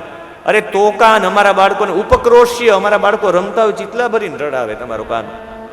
હસ્ત અગ્રાહ્યે, હાથ ન પહોંચે આમ ઊંચો તો રચયતી વિધિમ પીઠ કોલું ખલાધ્યેયી, ન પહોંચે તો એ ખાંડણિયા ઉપર ઊભો રહીને મટકી લઈ આવે, પીઠ બનાવે, પાટલાઓ રાખે, બાજોટ રાખે. ને કંઈ ન હોય તો એના છોકરાઓને વાંકા વાડે, 6 એના પર 5 4 ને એના ઉપર ચડે. ગમે એટલી ઊંચી મટકી બાંધીએ તો એ માખણ લઈ જ જાય. ને અતિ ઊંચી બાંધી જ્યાં પહોંચી હગાય એમ ન હોય તો નીચેથી ગિલોર મારે ને તોડી નાખે. મટકીમાં સીધું કાણું પડીને બધા નીચે પીવે. માખણ હોય, દૂધ હોય, જે દહીં હોય બધું એમ લે. છિદ્રમ યંતિર શિક્ય ભાંડે સુતદ્વી. અને અમે સતાડી દઈએ અંધારામાં તો તે એને કાનમાં એવા લટકણિયાઓ પહેરાવ્યા છે કે એમાં જે રહેલા મોતી છે, એની અંદર રહેલા જે હીરાઓ છે, આભૂષણો છે, એના પ્રકાશથી ગમે અંધારું હોય ત્યાં પણ બેટરીનું કામ કરે, ગોતી લે. અમે કોઈ પણ રીતે તારા કાનાને પહોંચી જ નથી શકતા. અને એમાં પણ તારો કાનો ઉલટો કેટલો નિર્લજ્જ છે કે ઉલટો પોતે માલિક થઈને ઘરનો બેઠો હોય. અમે ઘરની બહાર જઈએ ને પાછી આવી ગયા તો એ પોતે બેઠો હોય. બોલો શું આવ્યા છો? અરે અમારું ઘર ને અમને પૂછે. તમારા ઘરમાં ચોરી ન થાય ને એટલે અહીં બેઠો છું. ચોરી એને જ કરી હોય, માલિક થઈને બેસે અમારી ઉપર. અમે અમારું આંગણું ચોખ્ખું કરીને ગયા હોય તો અમારું ચોખ્ખું આંગણું છે એ પણ આખું ભરીને જાય, સાફ કરવું પડે. વાંદરાઓને બોલાવે, મળમૂત્રથી અમારું આંગણું પણ ભરાવી દે છે. અનેક તરકીપો ચોરીની કરે. ક્યારેક રડે, ક્યારેક બાના બતાવે, ક્યારેક કહે કે તારા દીકરાને કંઈક થઈ ગયું, જા જા. મારા દીકરાને પણ સમજાવી દે કે તારે એવું નાટક કરવાનું કે બીમાર છે. એ ત્યાં પડ્યો રહી, ત્યાં ઘરમાંથી માખણ ચોરી જાય. ચેલેન્જ આપીને ચોરી કરી જાય. તારે ઘરે ચોરી એટલે એના ઘરે જ ચોરી થાય. પાછો આમ ભલો ભોળો બની જાય કે મેં ચાચી મેને ક્યાં કિયા હે. એવો ભલો ભોળો બની જાય તમારો આ કાનો. એના મનના ભાવો, ગોપીઓના મનના ભાવો જાણી ગયા છે. 3 શ્લોકોમાં આખું વર્ણન છે. એવં દ્રાષ્ટાનુષતિ કુરુતે મેહનાદીન વાસ્તો સ્થેયોપાયે વિરચિત કૃતિ સુકૃતિ ગો યથાસ્તે इत्थं श्रीभिर्सभयनयना श्रीमुखालोकनीः व्याख्यातार्ता प्रहृतमुखी न्यायपालब्धुमेच्छ. અમે ધમકાવવા માટે ને બધું કરીએ પણ તારો કાનો આવી રીતે કંઈ કરતો. ભગવાનની બાળ લીલા અદ્ભુત છે. ભગવાન ગોપીઓની આ ચોરી કરે અને ચોરી કરીને પાછા ગોપીઓના ઘરે જ જાય कि चाची तेरा मक्खन इसलिए मैं चोरी करता हूँ, मक्खन तो मेरे घर पे भी है, लेकिन तेरा जैसा मीठा मक्खन कहीं है ही नहीं. तू दही कैसे जमाती है वो तो बता. चाची गाल खेचे, पाछળ ટીંગાઈ જાય એવો પ્રેમે આપે. ગોપીઓને ખરા અર્થમાં ગોપીઓ રાહ જોતી હોય કે હું એવું દહીં જમાવું જેની છાશે અદ્ભુત થાય, એનું માખણ પણ અદ્ભુત થાય ને કાનો મારે ત્યાં આવે. દરેક ગોપીની ઈચ્છા હતી. ભગવાને ગોપીઓને પજવી આવું બધું કરવાનું, આખો દિવસ ચર્ચા ફક્ત કૃષ્ણની જ થાય.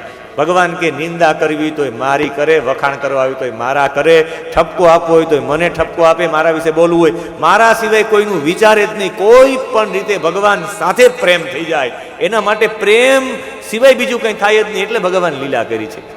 સતત ભગવાન જ અનુસંધાનમાં રહે એટલે ભગવાને ગોકુળમાં લીલા કરી. ગોકુળના લોકોને ભગવાન સિવાય કંઈ હતું જ નહીં. મુરારી પાદાર પિતચિત્ત વૃત્તિ દધ્યાદિકમ મોહ વસાદ ગોચત. દહીં વેચવા જાય તો બોલાઈ જતું ગોવિંદ દામોદર માધવ્યતી. આ કેટલી ઊંચી સ્થિતિ થઈ ગઈ હશે. સતત ભગવાનના બોલવા જાય ને. આજે પણ અમારા અમુક મિત્રો સાથે હોય તો એને વારંવાર સંબોધીને બોલતા હોય કે ભાઈ આમ, એ ભાઈનું નામ બોલાઈ જાય ઓચિંતી. હું તમને કહું છું ફલાણા ભાઈ. સતત તમે જેનું નામ લ્યો એ નામ મોઢા ઉપર આવી જાય તો આ એ મોઢા ઉપર આવી. સતત જેનું તમે ચિંતન કરો ને મુખમાં આવી જાય. તમે કોનું ભજન કરો છો એ તમારા મુખ ઉપર આવી જાય. કંઈક બોલવા જાઓ તો વાતમાં એનું નામ બોલાય જાય, ખબર પડી જાય કે આનો સાધક છે, આને ભજવા વાળો છે, એ ઓટોમેટિક ખ્યાલ આવી જાય. અને પછી તો ભગવાન એક દિવસ ક્રીડા કરતા કરતા રમતા હતા. આજે કથા હું 12 વાગે વિરામ કરી નાખીશ, કારણ કે આજે નટુ બાપા પણ પધાર્યા છે, એમના આશીર્વચનો મળે, પ્રમોદભાઈના પણ મળે એવા ભાવ સાથે એ રમતા હતા. રમતા રમતા એણે પોતાના મુખમાં ભગવાને માટી પધરાવી છે. હું અહીંયા એવું નહીં કહીશ કે ભગવાને માટી ખાધી છે. હું અહીંયા એક સેકન્ડ માટે પણ એવું નહીં કહીશ કે ભગવાન ધૂળ ખાવા વાળા છે. એવા માટે એ નહીં કહું કે ભગવાન તો એવું વિચારે કે આ ગોકુલમાં જે ગોકુળના લોકો મારા ભક્તો છે એના ચરણની રજ છે. ભગવાન ભક્તોના ચરણની રજનું મહત્તા એટલી બતાવે છે. અહીંયા નહીં, છેલ્લે ભગવાન બાલકામાં પણ, પ્રભાસ તીર્થમાં પણ ભગવાન ઉદ્ધવને કહે છે અનુવ્રજામ્યહમ નિત્યમ પૂયયત્યંઘ્રિ રેણુભિઃ. હું દોડું છું મારા ભક્તોની પાછળ. તો ઉદ્ધવ કહે કે ભગવાન શા માટે દોડો છો? પૂયયત્યંઘ્રિ રેણુભિઃ, એના ચરણની રજ દ્વારા હું પવિત્ર થાવ એટલે હું દોડું છું. ભગવાનને ભક્તોની ચરણ રજ એટલી વાલી છે. ભગવાનને તો ભક્તોની ચરણ રજ વાલી હોય, પણ ભગવાનની મહત્તા એ ભક્ત વત્સલ છે અને એના ભક્તો બહુ પ્રિય છે. ભગવાનનો ગુનો કરો તો માફી છે, પણ ભક્તનો ગુનો કરો તો માફી નથી. ભગવાનની કથા ન કરે તો સાધુ નામના વાણિયા ઉપર બહુ કષ્ટ ન પડે. ભગવાનનો ગુનો કરે તો વાંધો નહીં, પણ 1 સેકન્ડમાં તુંગધ્વજ નામનો રાજા ગોવાળિયાઓનું અપમાન કરે તો તત્કાલ બધાના મૃત્યુ થઈ જાય, એના પુત્રોના મૃત્યુ, એનો ધનનો નાશ થઈ જાય. ભગવાન ભક્તનો અપરાધ કોઈ દિવસ સહન ન કરે. ભગવાને માટી ચરણ રજ મુખમાં પધરાવી છે. બધા કહે કે કાના એકલો માખણ ખાવામાં ભેગા, માટી ખાવામાં એકલો. બધાએ જઈને ફરિયાદ કરી દીધી છે. યશોદાએ કહ્યું કે ખરેખર માટી ખાધી છે કે ના? કૃષ્ણે કહ્યું ના, હમ બક્ષિતવાન અંબ સર્વે મિથ્યાભિસંશીન. બધા ખોટું બોલે છે. માએ કીધું યદિ સત્ય ગિરહતરી સમક્ષમ પશ્ય મે મુખમ. હું સાચું બોલું છું, જો તને વિશ્વાસ ન આવતો તો મારું મુખ જોઈ લે. ભગવાને પાછા મુખની અંદર આખું બ્રહ્માંડ બતાવી દીધું છે. ફરી ભગવાને વિચાર કર્યો કે મારી માં હવે હું મોટો થયો છું, હવે વાત્સલ્ય ઓછું થયું કે હજી મારા ઐશ્વર્ય પ્રત્યેને મોહ છે? ફરી વાત્સલ્ય હતું. ફરી વાત્સલ્ય ઐશ્વર્યને આગળ જીતી ગયું. માએ થોડીક વાર તો એમ કે મારા દીકરાના મનમાં શું છે? પુત્ર સ્નેહથી યોગ માયાનો હૃદયમાં સંચાર કર્યો, પણ હૃદયમાં એટલું બધું શુદ્ધ પ્રેમ હતું કે યશોદાની એની ઉપર અસર જ ન થઈ. એમ થયું કે મારા દીકરા મારા દીકરાના મુખમાં બ્રહ્માંડની આ સતત બ્રહ્માંડની વાતો કરે છે, અંતરિક્ષની વાતો કરે છે. મારા દીકરાને કંઈ થઈ નથી ગયું ને, માથા પર હાથ મૂકીને તત્કાલ ભેટી ગયા કે મારા દીકરાને કંઈ થઈ ગયું. આવી વાતો કરે છે મારો દીકરો બ્રહ્માંડની ને. સ્પષ્ટ રીતે કહે છે શુકદેવજી મહારાજ કે જે વેદ, ઉપનિષદ, સાંખ્ય, યોગ, ભક્તો જેના મહાત્મ્યનું ગાન કરતા ધરાતા નથી એવા ભગવાન યશોદા પાસે કેવા કેવા લાડ લડાવે છે. ત્રયાચોપનિષદ વિશ્ચ સાંખ્ય યોગેશ્ચ સાત્વતે ઉપગીયમાનમાન્યમ હરિસામન્યતાત્મજમ. આવો પરમાત્મા કેવા લાડ કરે છે. આ કેટલા જન્મની કમાણી આ યશોદાની કે અખિલ બ્રહ્માંડનો માલિક એની પાસે આવા નાના ઐશ્વર્ય કરે તો એ ઐશ્વર્ય જેની આગળ હારી જાય. આ કોણ છે?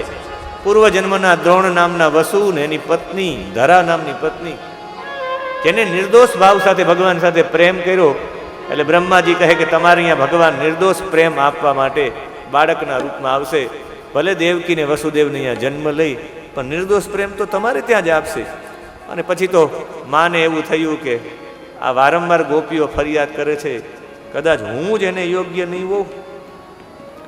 હાલની હું આજ દધી મંથન કરું. આજ બધી જે નોકરાણીઓ છે એને છોડી દીધી છે, દાસીઓને, કે જાઓ તમે બીજા બધા કામ કરું. આજ કાના માટે માખણ હું તૈયાર કરીશ. ભગવાન તમારી સેવાનો ત્યારે સ્વીકાર કરે તમે પોતે સામગ્રી સિદ્ધ કરો તો ભગવાન સ્વીકારે. તુલસી પાન 1000 તમારા નારાયણ તો સ્વીકારે. તુલસી પાન તમે ચયન કરવા માટે જાઓ, તમે એને ચૂનવા માટે જાઓ, તમે એને લેવા માટે જાઓ તો એ તુલસી પાન ગ્રહણ કરે ભગવાન પોતે. તમે ભગવાન માટે કંઈક નૈવેદ્ય બનાવો તો ભગવાન તમારું ગ્રહણ કરે. દાસીઓ કરે એટલે મારો કાનો નહીં ખાતો. આજ દધી મંથન હું કરીશ. ભગવાનનું નામ લેતા લેતા રેશમની સાડી પહેરીને પવિત્રમાં પવિત્ર વસ્ત્ર ધારણ કરી, કંદોરો પણ વીટો છે કે વારંવાર રેશમ આમ લસરી ન જાય ને એટલી સેકન્ડ પણ ભગવાનના કામમાંથી બહાર ન નીકળ્યું. આજે એના દીકરા માટે નહીં, ભગવાનની સ્મૃતિ કરીને માખણ તૈયાર કરે છે. એને શ્રમ પડ્યો છે પણ શ્રમથી આમ હાથ થાકી ગયા તો એ ભગવાનનું સ્મરણ છે.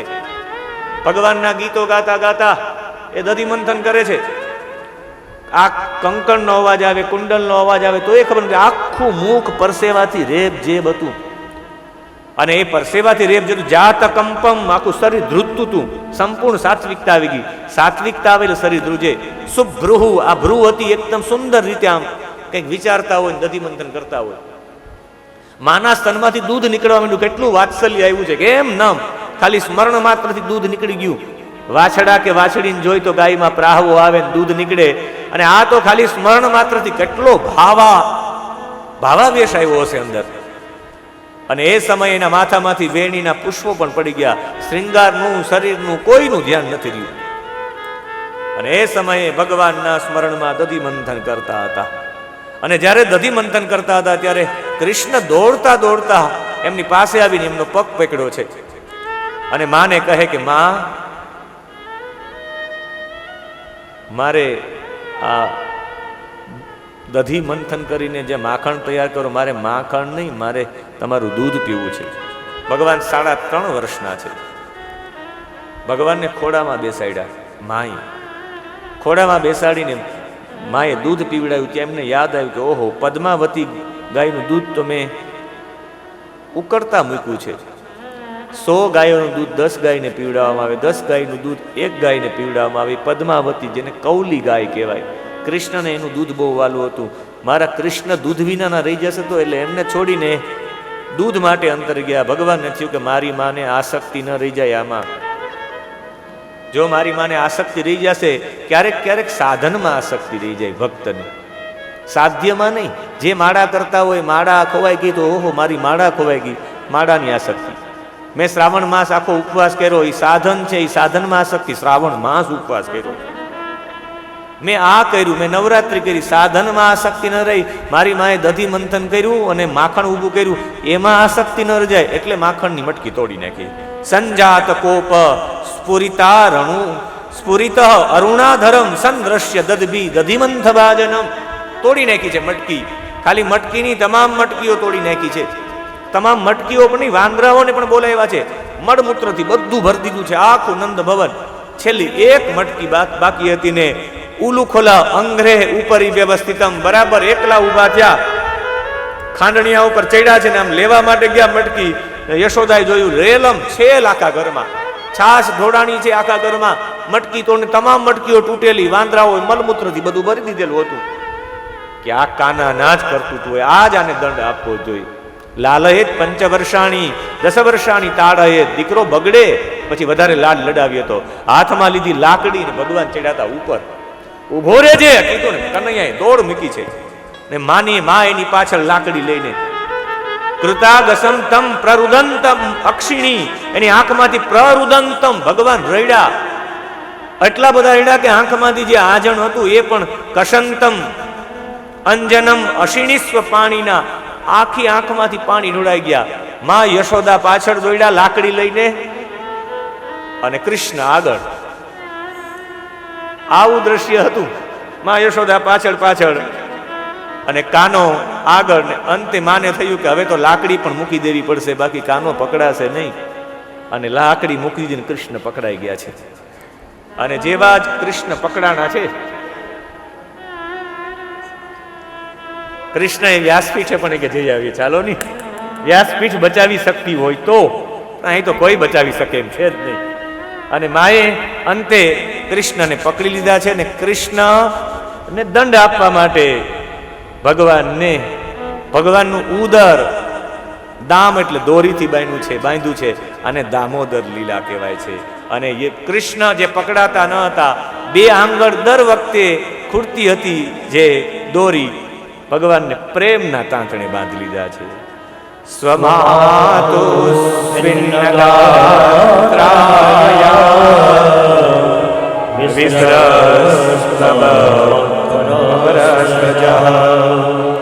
દૃષ્ટવા પરિશ્રમં કૃષ્ણ કૃપયા સ્વબંધને. દૃષ્ટવા પરિશ્રમમ કૃષ્ણ, કૃષ્ણે જોયું કે માને બહુ પરિશ્રમ થઈ ગયો, અંબોડો છૂટો થઈ ગયો, માનો અંબોડો છૂટો પડી ગયો, એમની માં થાકી ગયા. એટલે પરિશ્રમમ દૃષ્ટવા, ભગવાન કહ્યું કે મારી માં થાકી ગઈ છે, હવે બંધાઈ જવા દે. કૃપયા, કૃપા કરીને સ્વબંધને, ભગવાન બંધાઈ ગયા છે. ભગવાન આપણાથી બંધાતા હોય તો આપણી ઉપર કૃપા કરવા માટે બંધાતા હોય. આજ માએ કાનાને ખાંડણીયા સાથે બાંધી લીધો છે. આજની આપણી ઝાંખી અહીંયા સુધી હતી કે ભગવાને એમને બાંધી દીધા છે, ને પછી તો યશોદામાં જતા રહ્યા છે.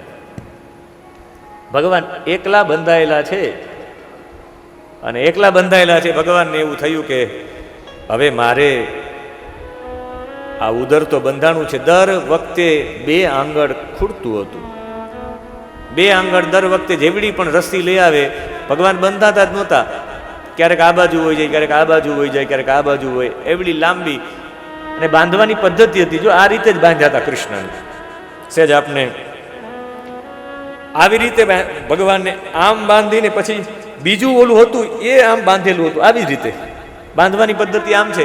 એટલે ભગવાનને આમ પેટથી બાંધીને પછી ઓલી દોરી આ ખાંડણે બાંધે તો ભગવાન એટલા હોય જાય, પાછી એવડી લાંબી દોરી તો ભગવાન આ બાજુ હોય જાય. એમ દૂર દૂર જતા જાય ને એમ બાંધવાતા કે મારા દીકરાને આમ બંધાય, પણ એવા પણ ન બંધાય કે ફિક્સ થાય. થોડુંક ઢીલું રાખ્યું છે પ્રેમથી, અને થોડાક ઢીલા રહ્યા છે. એટલે ભગવાનને એવું થયું કે થોડાક ઢીલા છે તો હાલો નહીં આપણે ખાંડણીયા સાથે બહાર નીકળીએ. અને ભગવાન ખાંડણીયા સાથે બહાર નીકળ્યા છે. અને ખાંડણીયા સાથે પાછળના દરવાજેથી ચોરબારીમાંથી ભગવાન ગરકીને ખાંડણીયા સાથે બહાર નીકળ્યા. અને 2 વૃક્ષ હતા પોતાના જ ઘરના મેદાનમાં, જેને અર્જુનના વૃક્ષ કહેવાય. યમલ એટલે જુડવા, 2 વૃક્ષ આમ હતા. અને અર્જુનનું વૃક્ષ એટલે આપણા ગુજરાતીમાં સાદળનું વૃક્ષ. જોયું છે એમાંથી કોઈ સાદળનું વૃક્ષ? તમે તો જોયું જ હોય ને, બીજા કોઈ? સાદળનું વૃક્ષ છે, એની છાલ છે એકદમ જાડી આવે, એને આપણી ભાષામાં અર્જન્યો પણ કહેવાય. સાદળનું વૃક્ષ એ બીપીના પ્રોબ્લેમ વાળા લોકોને બહુ ઉપયોગી છે. એ 2 વૃક્ષ સાદળના વૃક્ષ હતા, એમાંથી ભગવાન નીકળવા ગયા. અને આ દોરી ઢીલી હતી એટલે ખાંડણીઓ આમ થઈ ગયો વચમાં.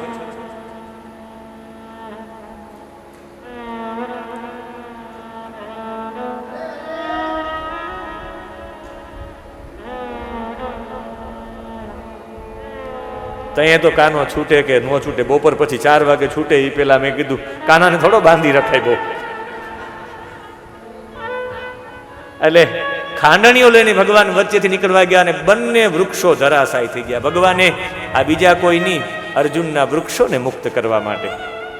અમે તમને કૃષ્ણજી બહુ બાંધી ન શકીએ, 12 વાગ્યાનો સમય થઈ ગયો એટલે કૃષ્ણને ભગવાને બંને જે વૃક્ષો હતા બંને વૃક્ષો ધરાશાય થઈ ગયા. કૃષ્ણસ્તુ ગૃહકૃત્યેષુ વ્યગ્રાયામ માતરી પ્રભુ અદ્રાક્ષિત અર્જુનો પૂર્વમ ગુહ્યકો રણલાત્મજો. બે વૃક્ષો ધરાશાયી થઈ ગયા છે. અને બંને વૃક્ષો ધરાશાયી થયા પછી એમનું શું થયું, કેમ થયું, સવિશેષ એ કથા બરાબર 4 વાગે લેશું. આજે વિશેષ આપણા અતિથિ તરીકે શ્રી મહેન્દ્રભાઈ ના અત્યારે કોટક સાહેબ અને બધા નટુબાપા, પ્રમોદભાઈ સવિશેષ અતિથિઓ પધાર્યા છે. એમના સ્વાગત અને નટુબાપાનો પણ એક સંપૂર્ણ પ્રેમ ભાવ અને એમના આશીર્વચનો પણ મળે એવા ભાવ સાથે આજની કથાને અહીંયા વિરામ કરતા પૂર્વે જે પધારેલા છક પરિવારના નિમંત્રણને માન આપીને પધારેલા તમામ નગરજનો, તમામ શ્રેષ્ઠીજનો સૌનું સ્વાગત છે. અને એ સ્વાગત સાથે 2 મિનિટ માટે હરિનામ સંકીર્તન અને હરિનામ સંકીર્તન સાથે કથાના સત્રને અહીંયા વિરામ. હરે કૃષ્ણ કૃષ્ણ કૃષ્ણ હરે હરે, હરે કૃષ્ણ કૃષ્ણ કૃષ્ણ હરે હરે.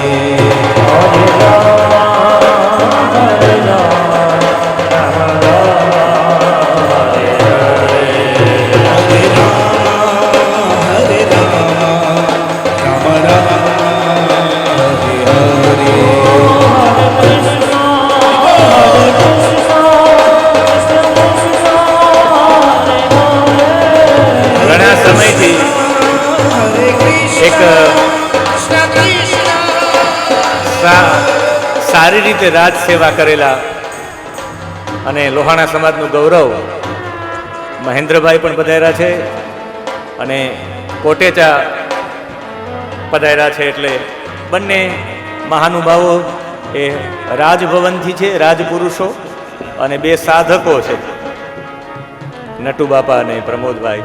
એટલે એ તમામ વિશેષ અતિથિઓ અને શ્રેષ્ઠીઓનું સ્વાગત છે. સાથે કથાને અહીંયા વિરામ. શ્રી બાલકૃષ્ણ લાલ કી જય.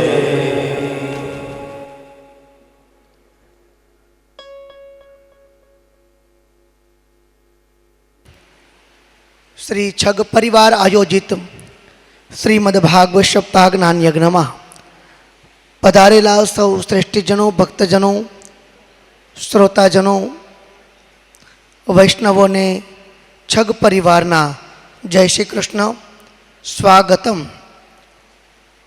કહેતા આનંદ થાય છે, આપણી વચ્ચે 2 રત્નો છે.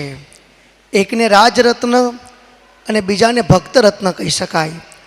તેવા રાજરત્ન જૂનાગઢ મહાનગરપાલિકાના ડેપ્યુટી મેયર આપણા શ્રી ગિરીશભાઈ કોટેચા મંચ ઉપર ઉપસ્થિત થશે.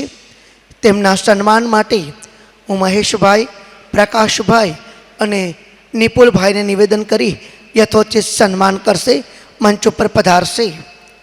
એવમ આપણી વચ્ચે લોહાણા મહાજન સમાજના પ્રમુખ અને પૂર્વ ધારાસભ્ય એવા શ્રી મહેન્દ્રભાઈ મસરૂ પણ ઉપસ્થિત છે.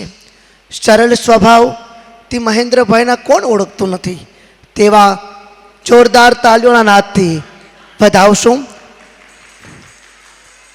છગ પરિવાર વતી હું નિવેદન કરું, ગિરીશભાઈને ડેપ્યુટી મેયર સાહેબને સાલ ઓઢાડશું, ઉપવસ્ત્ર અને હારથી સ્વાગત કરશે ત્રણેય ભાઈઓ.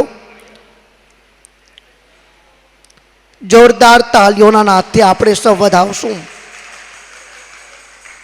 મહાજન સમાજના પ્રમુખ અને પૂર્વ ધારાસભ્ય શ્રી, એનું કાર્ય જેની ઓળખાણ છે એવા શ્રી મહેન્દ્રભાઈ મસરૂ પણ આપણી વચ્ચે ઉપસ્થિત છે. છગ પરિવાર વતી એમને પ્રાર્થના કરીએ છીએ કે તે પણ મંચ ઉપર પધારશે. રાજરત્ન તરીકે આપણા સમાજનું, આપણા ગામનું આ ગૌરવ છે. હું નિવેદન કરું, મહેન્દ્રભાઈ મસરૂ મંચ ઉપર પધારશે. જોરદાર તાલીઓના નાદથી આપણે સૌ વધાવશું.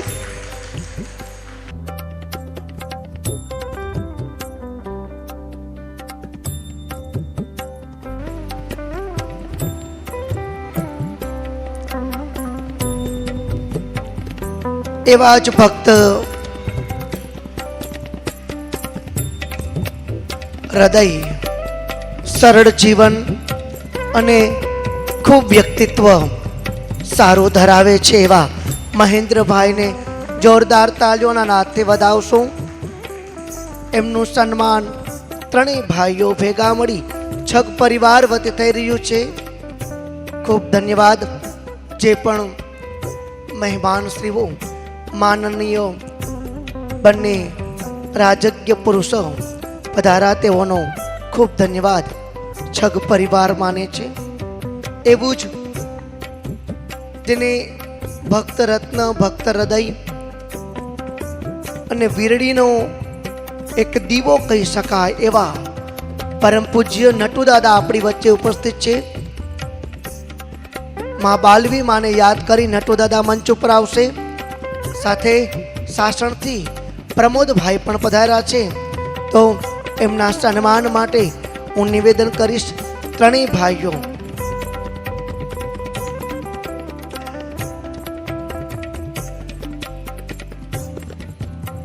પ્રમોદભાઈનો અને નટુબાપાનો ભાવ એવો છે, સન્માન અમારું નથી કરવું, પરમ પૂજ્ય શાસ્ત્રીજી ડૉક્ટર મહાદેવ પ્રસાદજી મહેતાનું અમે સન્માન કરીશું. અમે તો ખાલી ભાગવતને શ્રવણ કરવા આવ્યા છે. તેવા નટુદાદા સ્વામિનારાયણો વિજયતે વિજયતે વિજયતે તરામ. સ્વામિનારાયણની એ ગઢપુરની જ્યોતને અને મને કહેતા ખૂબ આનંદ થાય કે આ એક જ મંદિર કોડીનારનું એવું બનશે કે જેમાં સંતો નહીં પણ ભક્તો દ્વારા બનશે. તો જોરદાર નટુદાદાને વધાવશું. હું નટુદાદાને નિવેદન કરું, બે શબ્દ આશીર્વાદના કહેશે. આમ તો નટુદાદા માટે મર્યાદા જ ન હોય. શાસ્ત્રીજીએ 10-15 મિનિટ પહેલા જો કથા વિરામ કર્યું હોય એ અને પ્રમોદભાઈ બંનેના આપણે આશીર્વચન મળે એ ભાવથી જોરદાર તાલીઓના નાદથી નટુદાદાને વધાવીએ. સહજાનંદ શ્રીજી મહારાજની જય. ભગવાનની અનંત કૃપા અને દ્વારકાધીશના મોટા આશીર્વાદ. કારણ કે ભગવાનની કથા વાર્તાનો યોગ ક્યારે થાય, આ છગ પરિવારનો કાંઈક ઉદ્ધાર ભગવાનને કરવો હોય છે. એટલે આ સુકૃત વિચાર પણ પ્રાપ્ત થયો.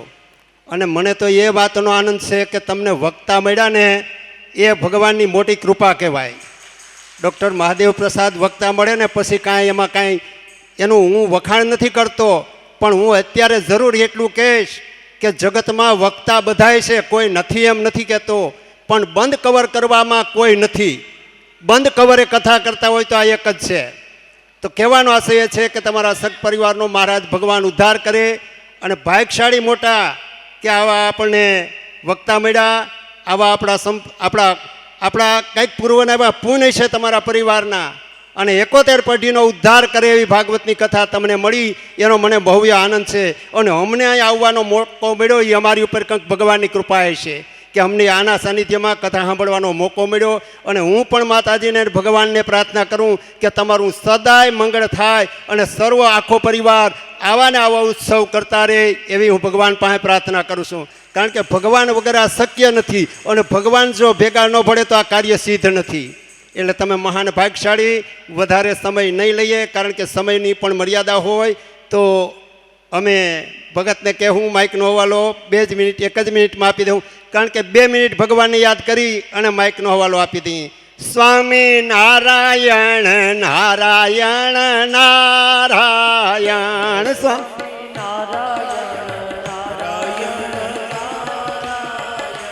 સ્વામી નારાયણ નારાયણ નારાયણ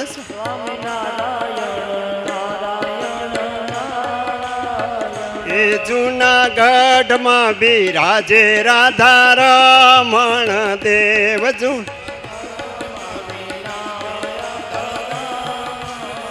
એ ગઢપુરમાં બિરાજે ગોપીનાથજી મહારાજ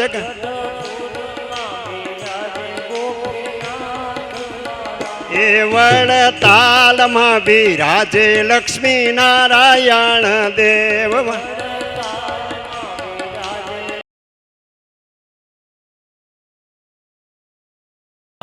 એ કચ્છ ભુજમાં બિરાજે નર નારાયણ દેવ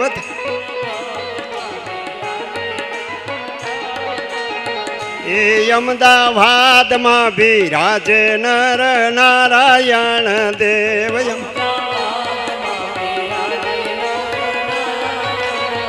એ ધોલેરામાં બિરાજે મદન મોહનજી મહારાજ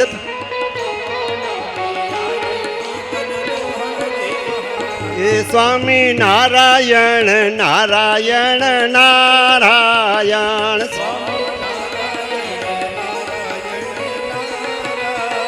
એ સ્વામી નારાયણ નારાયણ નારાયણ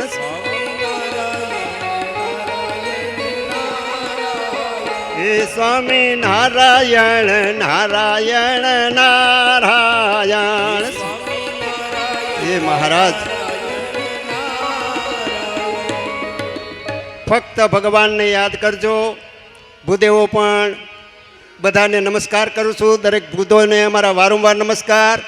અને ડૉક્ટર મહાદેવ પ્રસાદની કથામાં અમને આવવાનો મોકો મળ્યો ને એમાં અમારી જાતને અમે મહાન માનીએ છીએ કે અમારા કાંઈક પૂર્વના એવા પુણ્ય છે.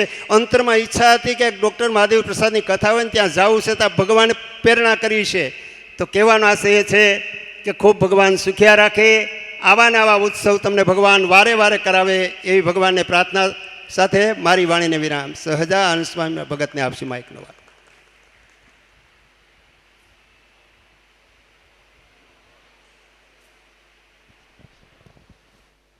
વર્ણિવે શરણમણિયમ દર્શનમ મંદહાસરુચિરાનમુજબમ પૂજિતમ સુરનરોતમે મૂર્ધા ધર્મનંદન મહમ વિચિંતયે.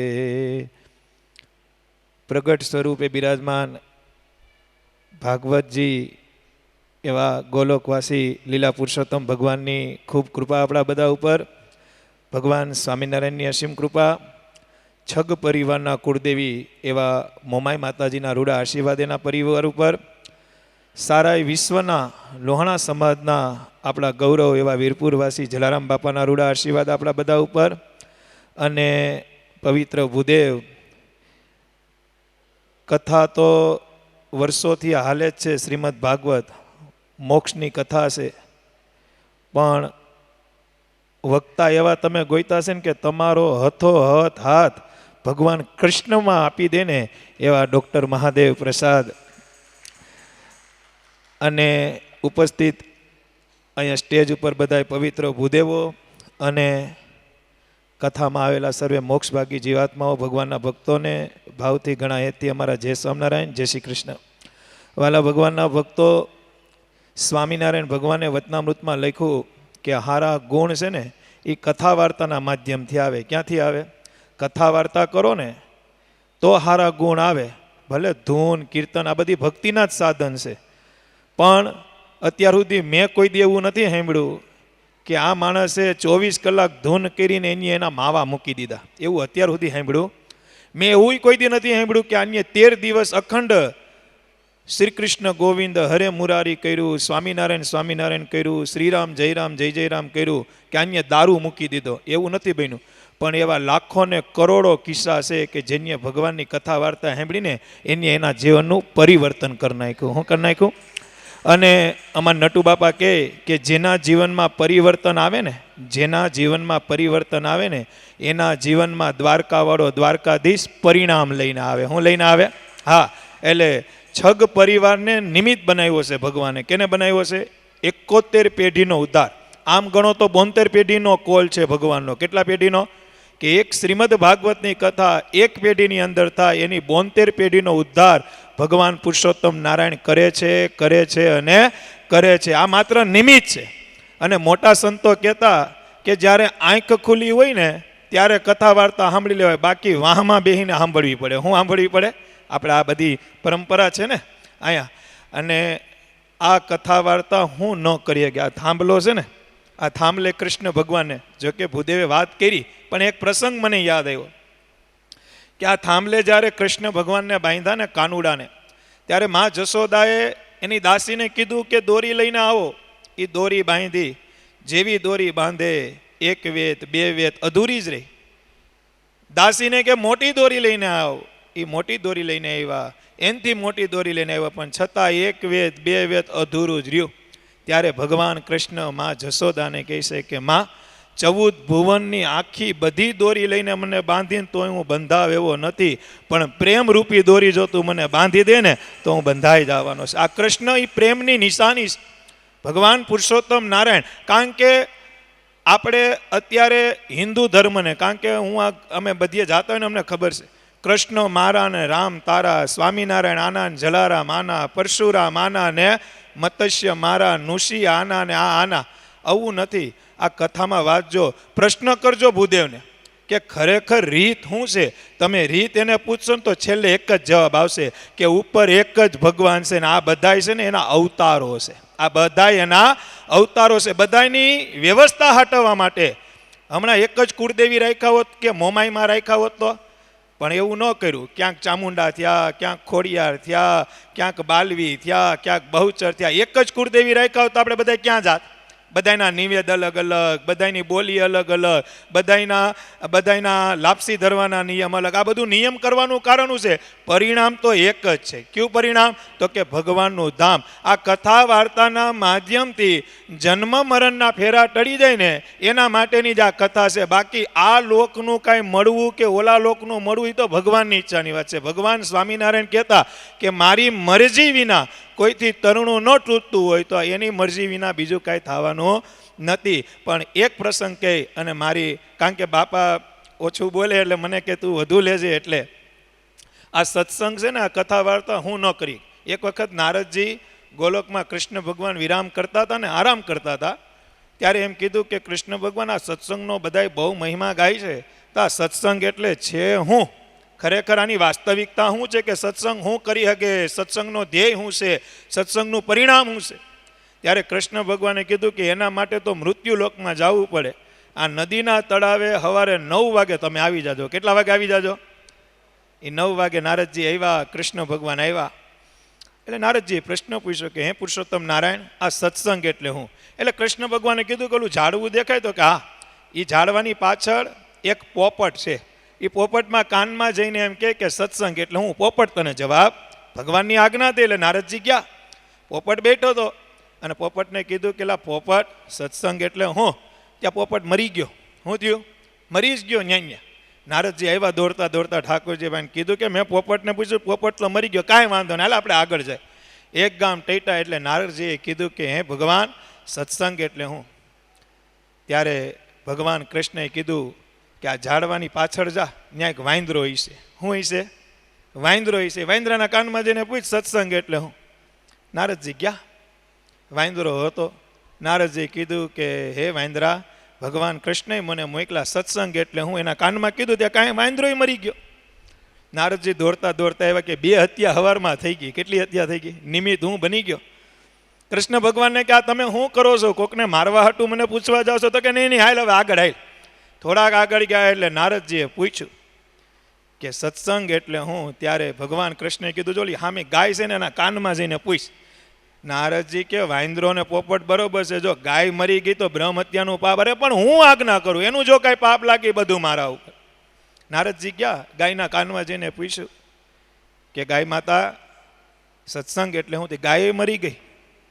અને નારદજી પછી ધ્રુજવા માંડ્યા. આવીને કૃષ્ણ ભગવાનને કે તમે તારવા આવ્યા છો કે મારવા આવ્યા છો? તમારે કેવું તો કયો, એટલા બધી લબડાવો છો હું? કૃષ્ણ ભગવાન કે હવે એક ગામ આગળ જાય આપણે. કેટલા ગામ જાય? એક ગામ આગળ આવ્યા ત્યારે નારદજીએ કીધું કે હે ભગવાન હવે તો કયો સત્સંગ એટલે હું? તો કે આ ગામની અંદર એક કણબીની ઘરે અત્યારે એક દીકરાનો જન્મ થયો છે. કણબીની ઘરે, કણવી એટલે પટેલ, એ પટેલની ઘરે એક દીકરાનો જન્મ થયો છે. તમે અહીંયા જાઓ, બ્રાહ્મણ તરીકે તમારું સન્માન થાય, તમને નામકરણ કરવા માટે દીકરો આપશે. હું આપશે? તમારે દીકરાને કાનમાં, અરે નહીં નહીં ઈ હું ન જાઉં, આ તો બિચારા મૂંગા હતા તે વાંધો ન આવ્યો, ઓલો છોકરો મરે, પણ મારી આજ્ઞા તું જાને. નારદજી ગયા, ભગવાને કીધું એટલે કણમીની ઘરે દીકરો આવ્યો હોય.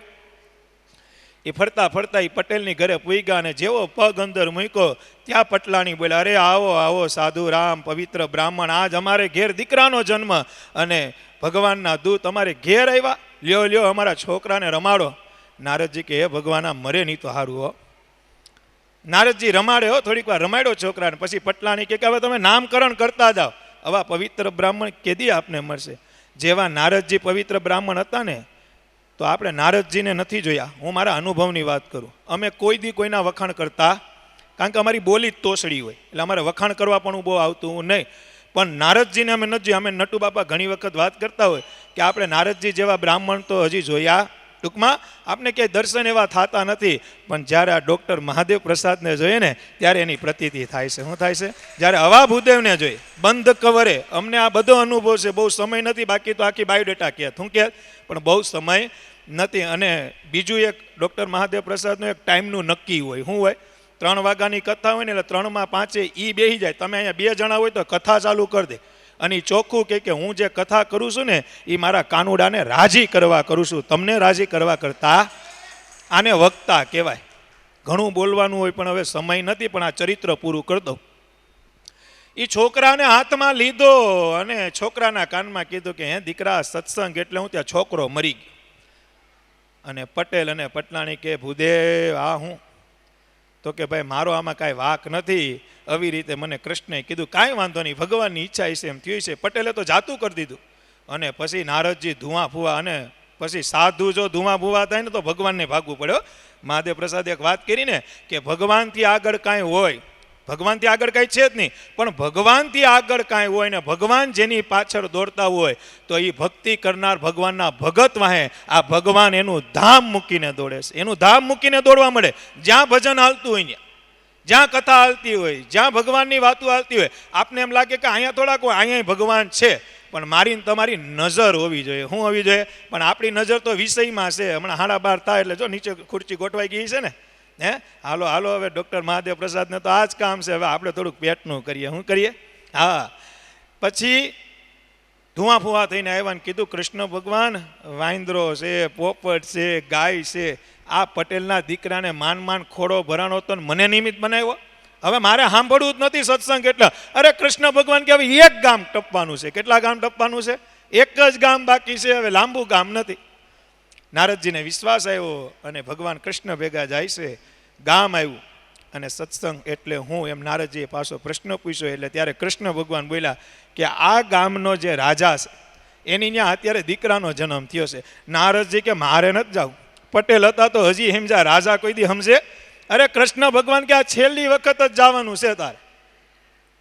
એ રાજાની ઘરે દીકરાનો જન્મ થયો છે, તમે જાઓ એટલે તમારું સન્માન થાય, સાધુ તરીકે થાય ને બ્રાહ્મણ તરીકે થાય. છોકરો તમને રમાડવા આપશે અને છોકરા રમાડવા ટાણે એ રાજાની રાણી એમ કહે કે ભૂદેવાનું નામકરણ કરો. ત્યારે નામકરણના બાને આ દીકરાના કાનને પૂછો, અરે પણ એ મરશે. અરે મારી આજ્ઞા, તમે જાઓ, આ છેલ્લો ધક્કો છે.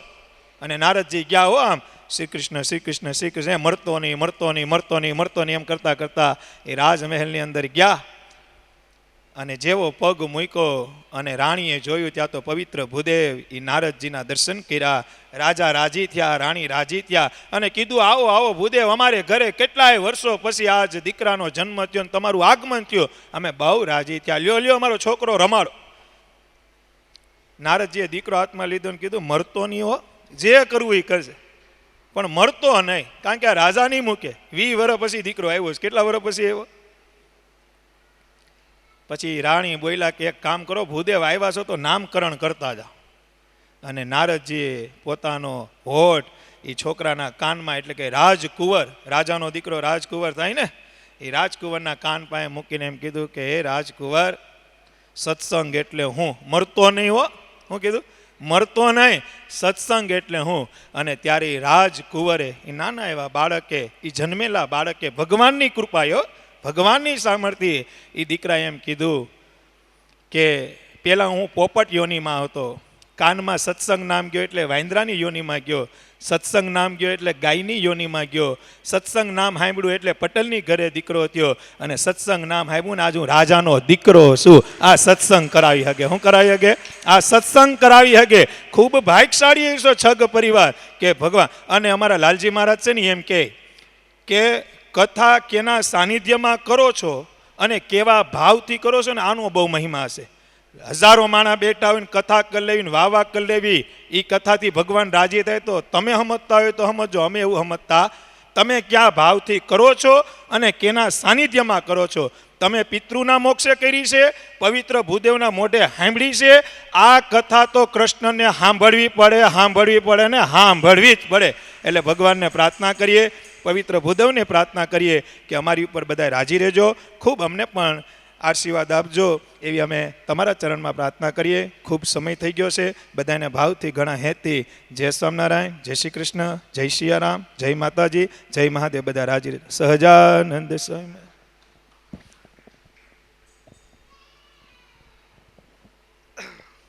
હરિ ઓમ.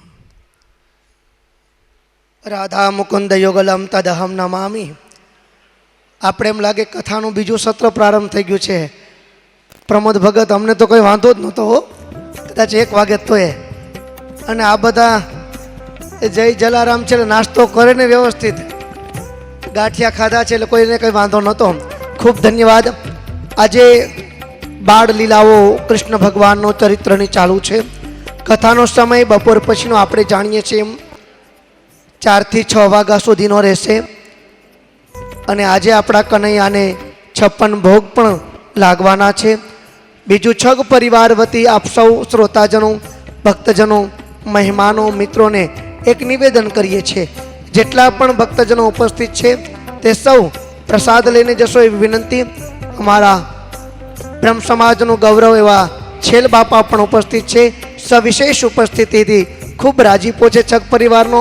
તો એવા ભૂદેવ પણ પ્રસાદ લઈને જશો એવી વિનંતી. બરોબર 4 વાગે આપણે ભેગા થશું. સૌને ત્યાં સુધી જય શ્રી કૃષ્ણ.